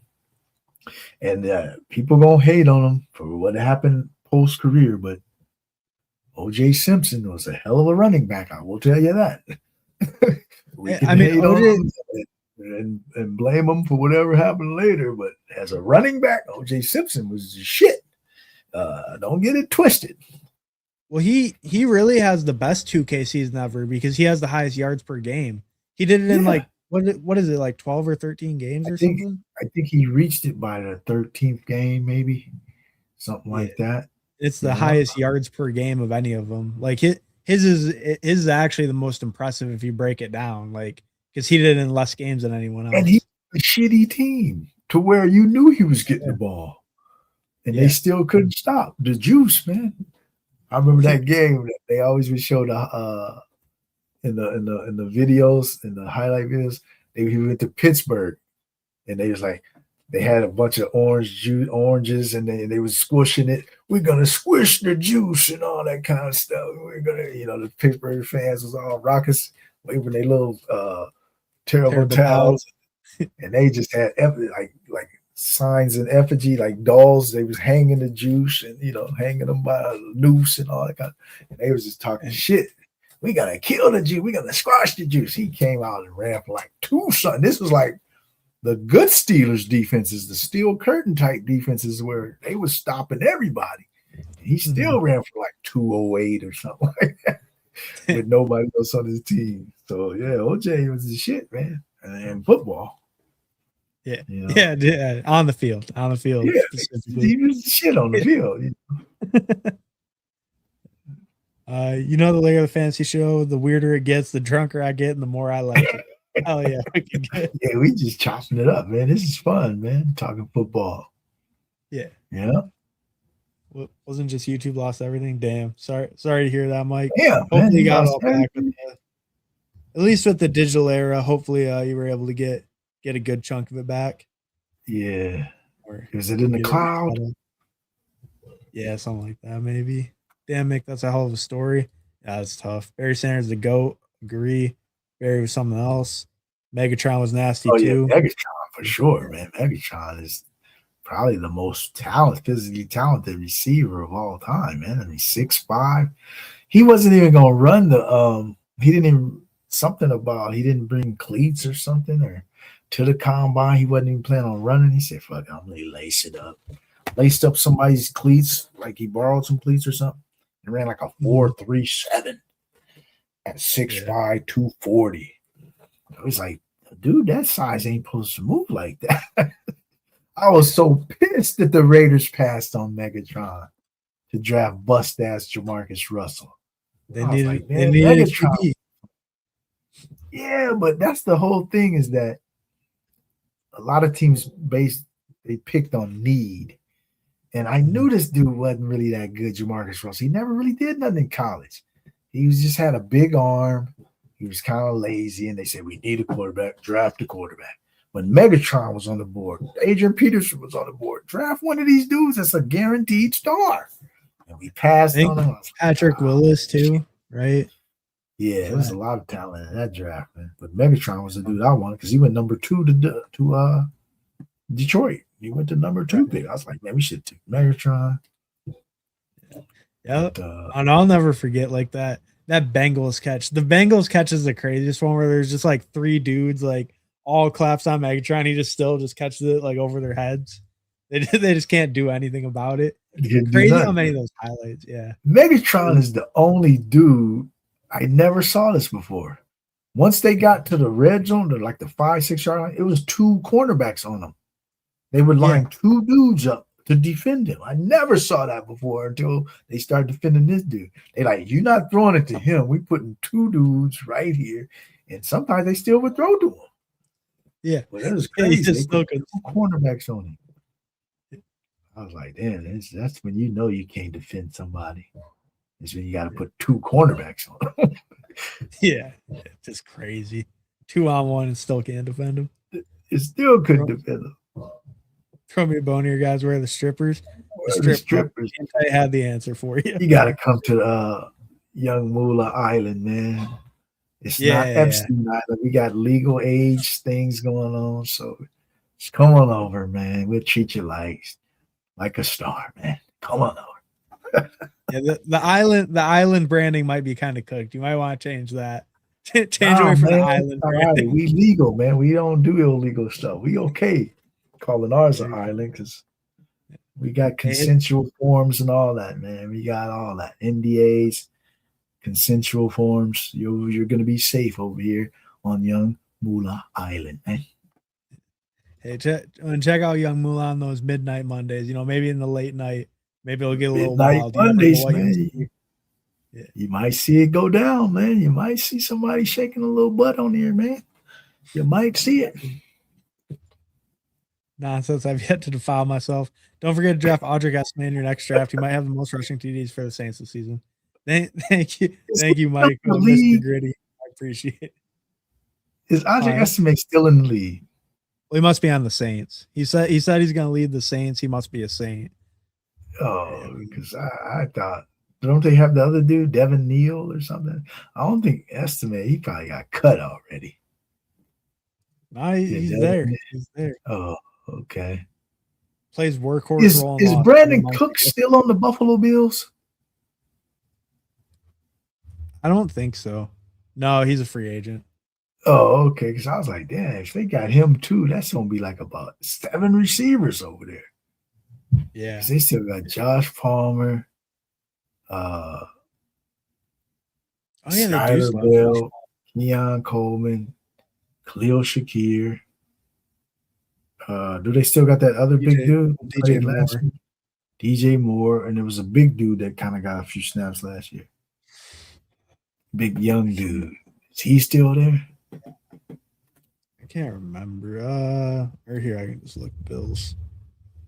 Yeah, it's a big young Tyrell dude. Shavers. Him? Shavers. Is he still there Yeah. too? Yeah, Man, looks they like got a it. lot of dudes, man. I had Trent That's right. Sherfield, former Niners GOAT. Sherfield. Somebody getting cut. But they can Oh still yeah, have there's 5 guys down. Mecole Hardman, they got Mecole. they can have 5 receivers active on Sundays and 4 of them playing. 4 dudes could be in the rotation. It's gonna be crowded, man. I could see a lot of you got 80 targets, you got 75 targets, you got 55 targets. Nobody gets like 130. Like just everybody is like 90 to 75. A bunch of dudes mixed in that, right in there. Yeah. Yeah, no, it is. Yeah, it definitely could be. And I mean, the Bills kind of have operated that way where they spread it around a lot. But definitely could be. All right. Let's see if either of these guys are still here. We can check out their teams real quick. I kind of forgot. We'll check out Fido and Game Tight. Maybe they'll watch it back if they're gone. They're probably still here. 3573 for Fido. Herbert, Love, Fernando, Genty, Hampton, Javante, Tajay, Tank Bigsby, Lad McConkey, Brian Thomas, Romo Dunze, Cortland Sutton, Michael Pittman, Isaac Tesla, Keenan Allen, Mark Andrews, Jake Ferguson, Eli Stowers. Keenan Allen sighting. Yeah, Keenan Allen. And I don't mind that. I don't mind that pick. I was trying to make the case to pick it for us even. Got a fall on Tesla, but I really like this. I mean, I love it when you get a 5th receiver by Pittman. I'm a big Pittman guy, but I think like getting someone like him as your 5th always feels really good. This feels like a really strong receiver room. What does his running back room look like? I think it's pretty set. He went like 3 straight to start, basically. Or not 3 straight, but basically 3 straight, yeah. Damn. So he's got a good squad there, man. I like that team. Herbert with the Lad, Love, Mendoza. It's like it's going 3 straight receivers and still getting Pittman as the 5th. I mean, 3 straight running backs, still getting Pittman as the 5th receiver. That's pretty interesting. Yeah. That's I like that team. Yeah, I like this team quite a bit. And you got some ballers kind of help him get there, I think. So build. Yeah, you got a good team. Good team there. And Game Tight 2682, Stafford, Malik, Chase Brown, Trevion, Jalen Warren, Kyle Monangai, Chris Rodriguez, Woody Marks, Puka, Terry, Marvin Harrison, Ricky, Jalen Naylor, Trey Harris, Jalen Tolbert, Tutu Atwell, Trey McBride, Terrence Ferguson. What do you think of this one? All right, Game Tight. One thing I had to say, too many receivers on this one. With that kind of a start at the receiver spot, I don't think I'm adding Tolbert and Atwell though. Well, see, he was trying to stack, right? But, yeah, maybe one of those dudes. Yeah. And what's the running back room look like? Running back is pretty solid too. Brown, Trevion, Warren, Monangai, Rodriguez, Woody. And running back strong, actually, I would say. Yeah, running back strong. He ate it more at quarterback and mostly at quarterback, I guess. I think I would pick one more quarterback instead of that receiver, that late receiver. I'd have thrown in a dude like Mendoza somewhere, maybe. He could have got Jacoby Brissett. Does he got Arizona too? He got an Arizona piece? Marvin Harrison. Right? Oh, man, you missed a big opportunity. He has a double stacked. You missed a huge opportunity here. All right, Game Time. I've been on you lately, man. It's giving you a lot of credit. How did you miss that one? How did you miss that one, man? I don't know, man. Game tight is solid, but I think you missed an opportunity right there. I mean, I'm a little bit of a Jacoby hater, but like I was saying earlier, but I think in that spot when you doubled it, yeah, you already got and the you're double. picking like a undrafted guy. Wait. And he got Genty? No, he doesn't have Genty. Oh, okay. I was gonna say, man, if you got there, but still, you still the game stack. Yeah, no Raiders. Yeah, he still. Or wait, no, he had Naylor. He got Naylor. He would have had the full game stack. You know, run back. But sometimes we miss a pick. But you too sharp to miss that one, man. Do better next time, man. Hell yeah, Bristol start. Anybody think Carson Beck is good? And Carson Beck stinks. Carson Beck is not a good quarterback, man. No, don't give me that. I don't think the argument with Beck is necessarily that he's good. I think it's more if they're like losing games so much at the end, they might want to see what the rookie has. Like if they're not a winning team, it might be like, let's see what he has because Brissett's not staying. We're going with a new guy next year. Let's see they picked him in the 3rd round. He's a day 2, right? Yeah, that's possible. I think there's some risk with Brissett. On the Cardinals right there, I'm going with Brissett because there is a world where Brissett lights it up from a statistical standpoint, even if they ain't winning. And so what if he ain't there at the very end? You take the chance that he might be, but he might have already brought you enough value in some of these other weeks because I think Stafford is going to have a lot of down weeks this year. I think he's going to have more 13 to 18.7, 13 to 17 kind of point games where that ain't going to really help you in these kind of pods. He's going to have a couple more of them. I could definitely see his floor being lower if their defense is so dominant. They just kind of get out to these big leads and they'll just milk the clock. Remember that year where the Eagles, was that 2-3 years ago, where the Eagles was just smashing teams by halftime. The game was already over. And then they would have to just run the clock out and Hurts would do nothing in the second half of games and the passing game wouldn't do nothing. That could be the Rams. There's a situation where the Rams have a lot of games like that where they're just kicking your ass already, but it's like 35-10 at halftime, and then they just milk the clock in the second half. And maybe he hasn't done all that much, 240 and 2, and then they got a couple rushing touchdowns, and then he taking a day off in the second half. Yeah. No, I mean that's that is a good point. Yeah.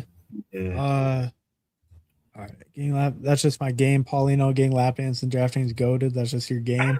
Respect the game. Should I trade A-Chain and Laporta for Saquon? I already have Fannin.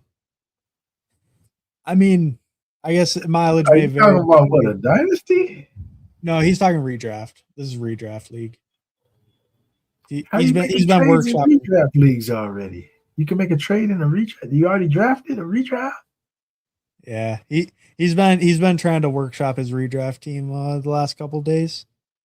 We're helping him out with the trade decisions. A-Chain and Laporta for Saquon. But he has Fannin, so it's almost like PPR. Laporta's nothing. But this is a PPR. I think it is a full PPR. Yeah, it is full PPR. He said that before. No, I don't think I do that, but it's all about what you think A-Chain is doing in a PPR league. I'm going to go with the upside of an A-Chain in PPR league. I don't think Hurts throws to the back well enough for Saquon's targets to really go up or his catches to go up. Hurts is horrible at throwing to the back, man. He don't hit that pass that accurately. Those swing passes. Yeah, it's pretty low. He has like 10% pass rate to running backs or something. It's like pretty low in the league. It's one of the lower ones. Yeah. I'm sticking with the Laporta for now until maybe you can get a little better offer. Or Yeah, maybe if you could get like some receiver help back or like something back that you kind of like later in the something that year, you like a might want. rookie or something.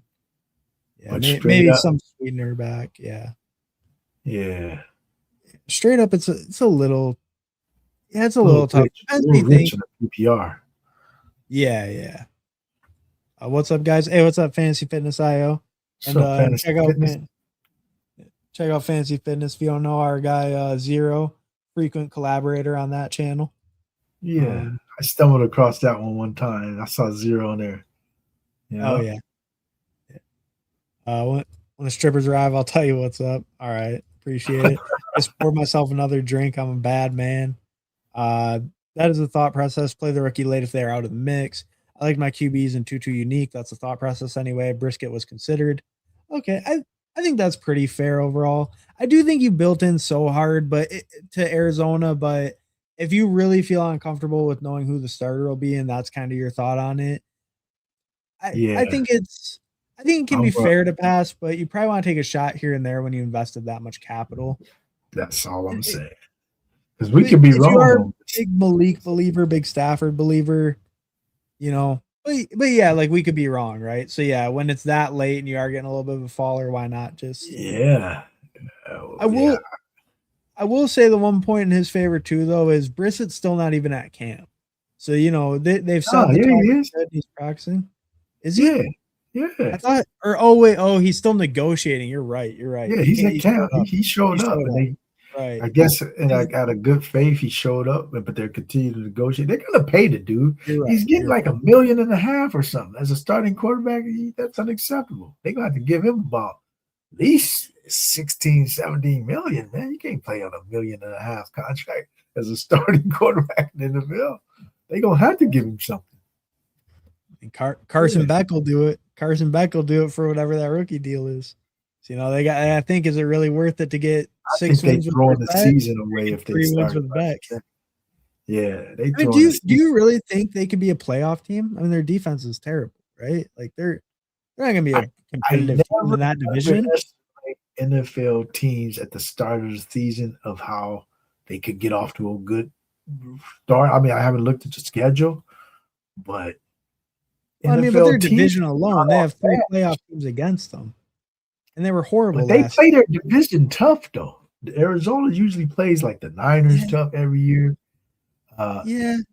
I mean, they If get I'm some wins looking at against the just Rams. That's fair. player for player in the skill position area, But if what I'm I'm saying in is this, like the winner of the division is probably gonna have like 12, 13 wins. Is more what I was getting, and not so much they have to play them, but like the Rams probably will have that. But yeah, Seattle could take a step back. You won a Super Bowl. Things just don't usually go right. Even on paper, they got a great team. Something usually happens that next year for these Super Bowl division champions. The Niners, could they be getting a little old right now? And remember, to make the playoffs in the NFL nowadays, if you're sitting at like 6-8 through 14 games, you're still in the hunt.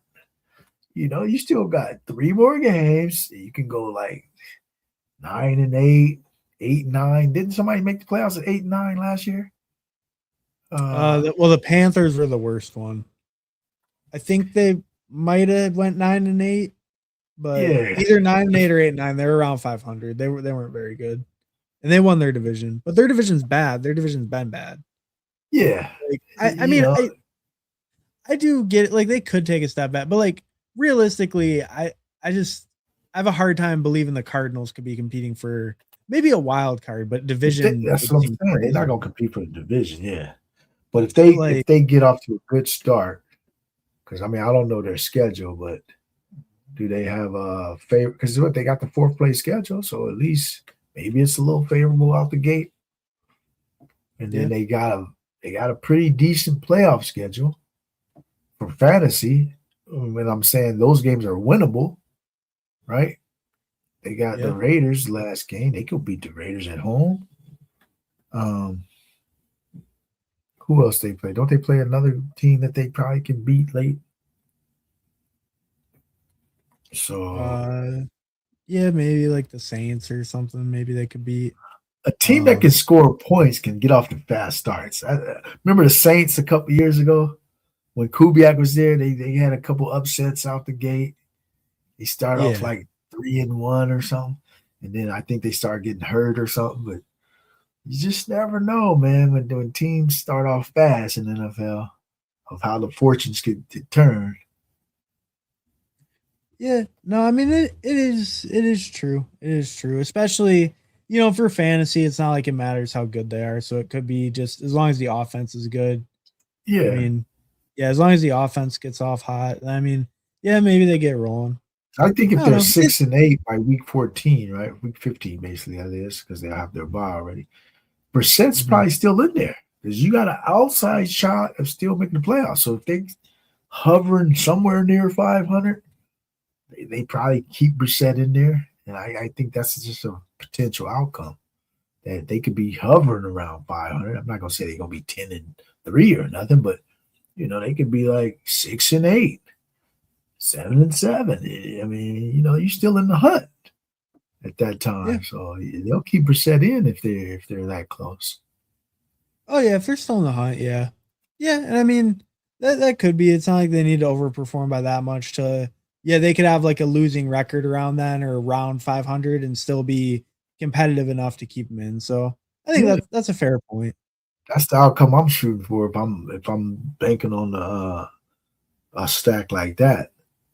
If I got two of your pass receiving weapons, I'm getting quarterback at that value. But it's a small thing though. See, he said. He did say it's valuable for that team, but he's been wanting Tutu in this contest. No one else shows up with him in the finals. What I'm trying to achieve, maybe flawed process.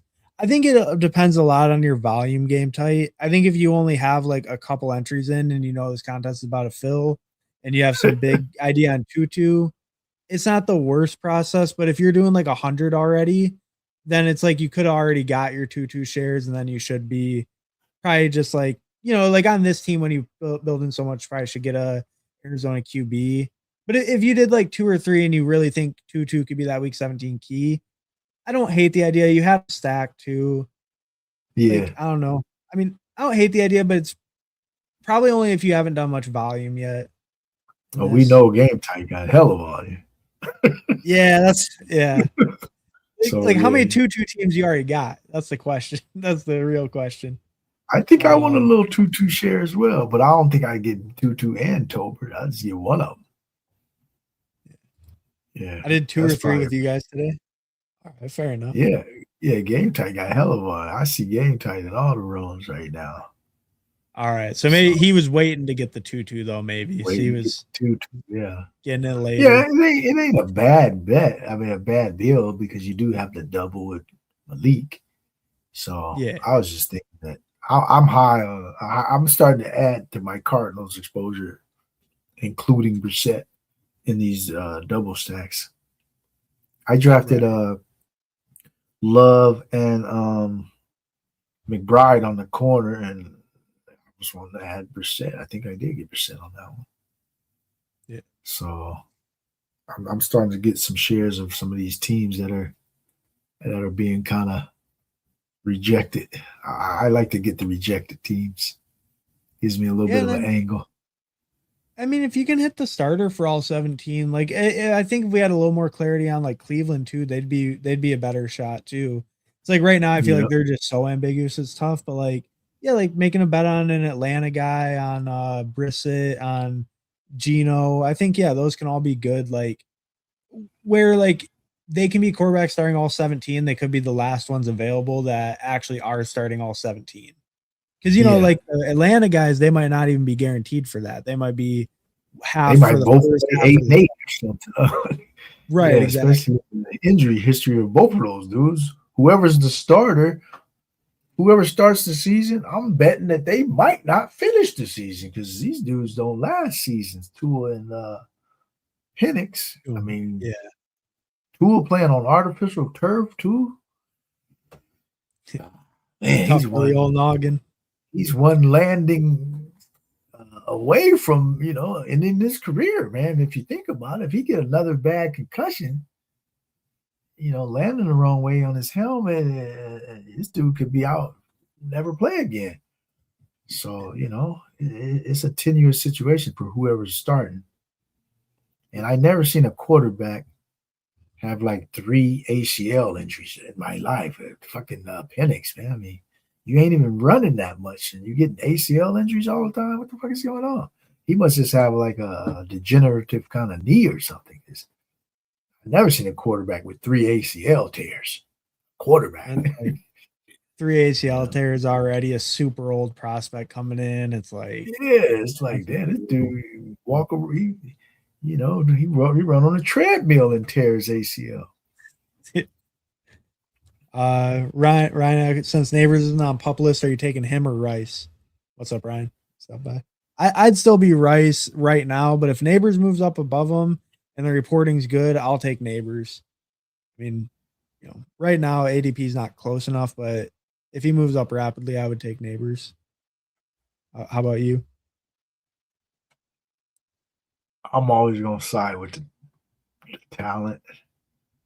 I think Rice has a good role that kind of levels it closer, levels it out a little bit. But if push came to shove, and if I know Neighbors is definitely going to play week 1, I'm taking Neighbors over Rice in a heartbeat. But right now it's ambiguous, so I wouldn't do it right now. But just by not being on the pup list right now, it's not really giving us all the information that we're going to need, because people change those pup lists all the time.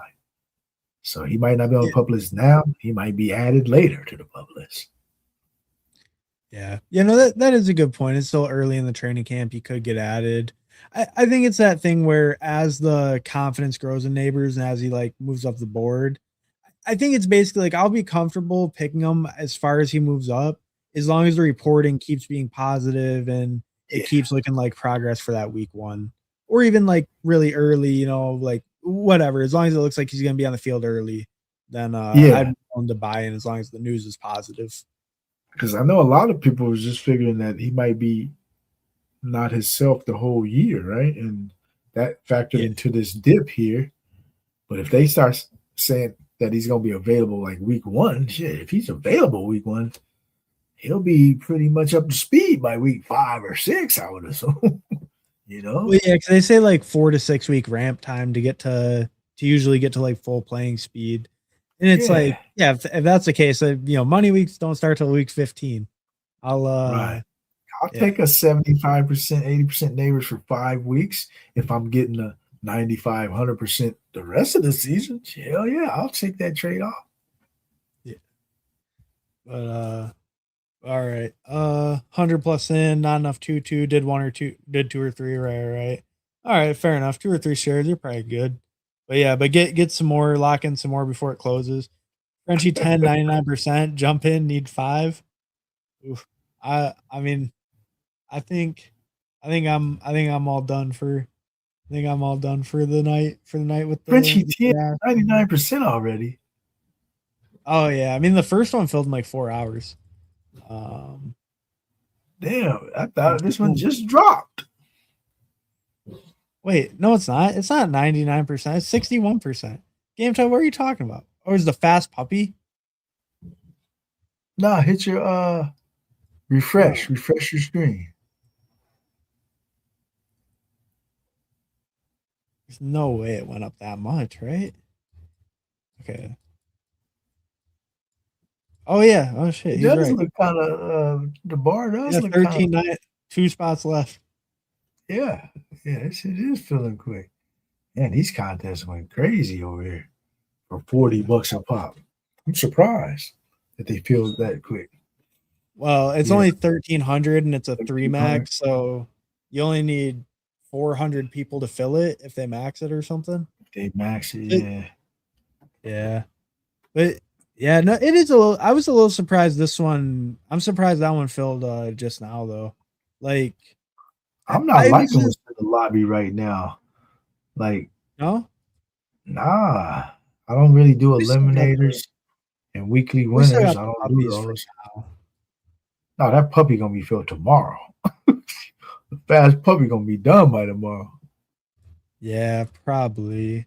So I don't know. I might have to. I'm already filled up with the pub. I Fishbowl. don't got nothing to draft this weekend. Yeah. I'm gonna have to Badge do Bros. my. I don't even like the Badge Eliminator. Bros. Oh no, I love the Badge Bros. I'm gonna be. I'll probably be. I did it the first year. How many do you normally do? I think last year I did 40 or 50. Okay. So like not crazy. I didn't get close to max or anything, but I did decent volume. I had 2 semifinals teams, like 2 in week 16, but couldn't get Yeah. anything through the finals. My 2 were they were JT, CMC, and Gibbs. Because I just went like ultra crazy running back to start in like most of my drafts, and that panned out pretty good in that contest. Yeah. Didn't give me the finals. Didn't have the right guy. These are super high variant with only the 6 people drafts. And yeah, I mean, I played it the very first year they did it. I think it was 2 years ago. They introduced it. I only did like 4 teams. I advanced like 3 of them. I was scrolling down. I had about 2-3 scroll downs on every team, and they smacked. Yeah. And so I had very unique. I was blowing the field away in 2 of them. I was like way ahead. Then I got to the playoffs. First week of the playoffs, out. Yeah, that's like, and I didn't even play last year. I said I'll put my resources somewhere else in the Badge Brothers brawl. But if I was going to do a lot of at least 40 teams, yeah, that's probably the way to do it. Because that's a high variant contest for sure. With only the 6 player fields. They have H.A. and Laporta for Saquon and BTJ. What? Now you added BTJ in there? Yeah, I kind of like the Saquon side in that case because he had fan. Yeah. Remember, he had fan. If you added BTJ to this equation, yeah, you taking the Saquon. I am taking the Saquon BTJ. Especially if you got YungMoolah's a big A-chain guy, so if he's saying it, then yeah, I'd kind of. Especially if you got a role for BTJ, like if you need another receiver on your team, because this is a redraft, right, where you got a set starting lineup. So if he can slot in as your third receiver on a weekly basis, take this one for sure. Well, and even if not, like since you have Fannin, he hits that flex better than Laporta if you do need to fill in a week or something.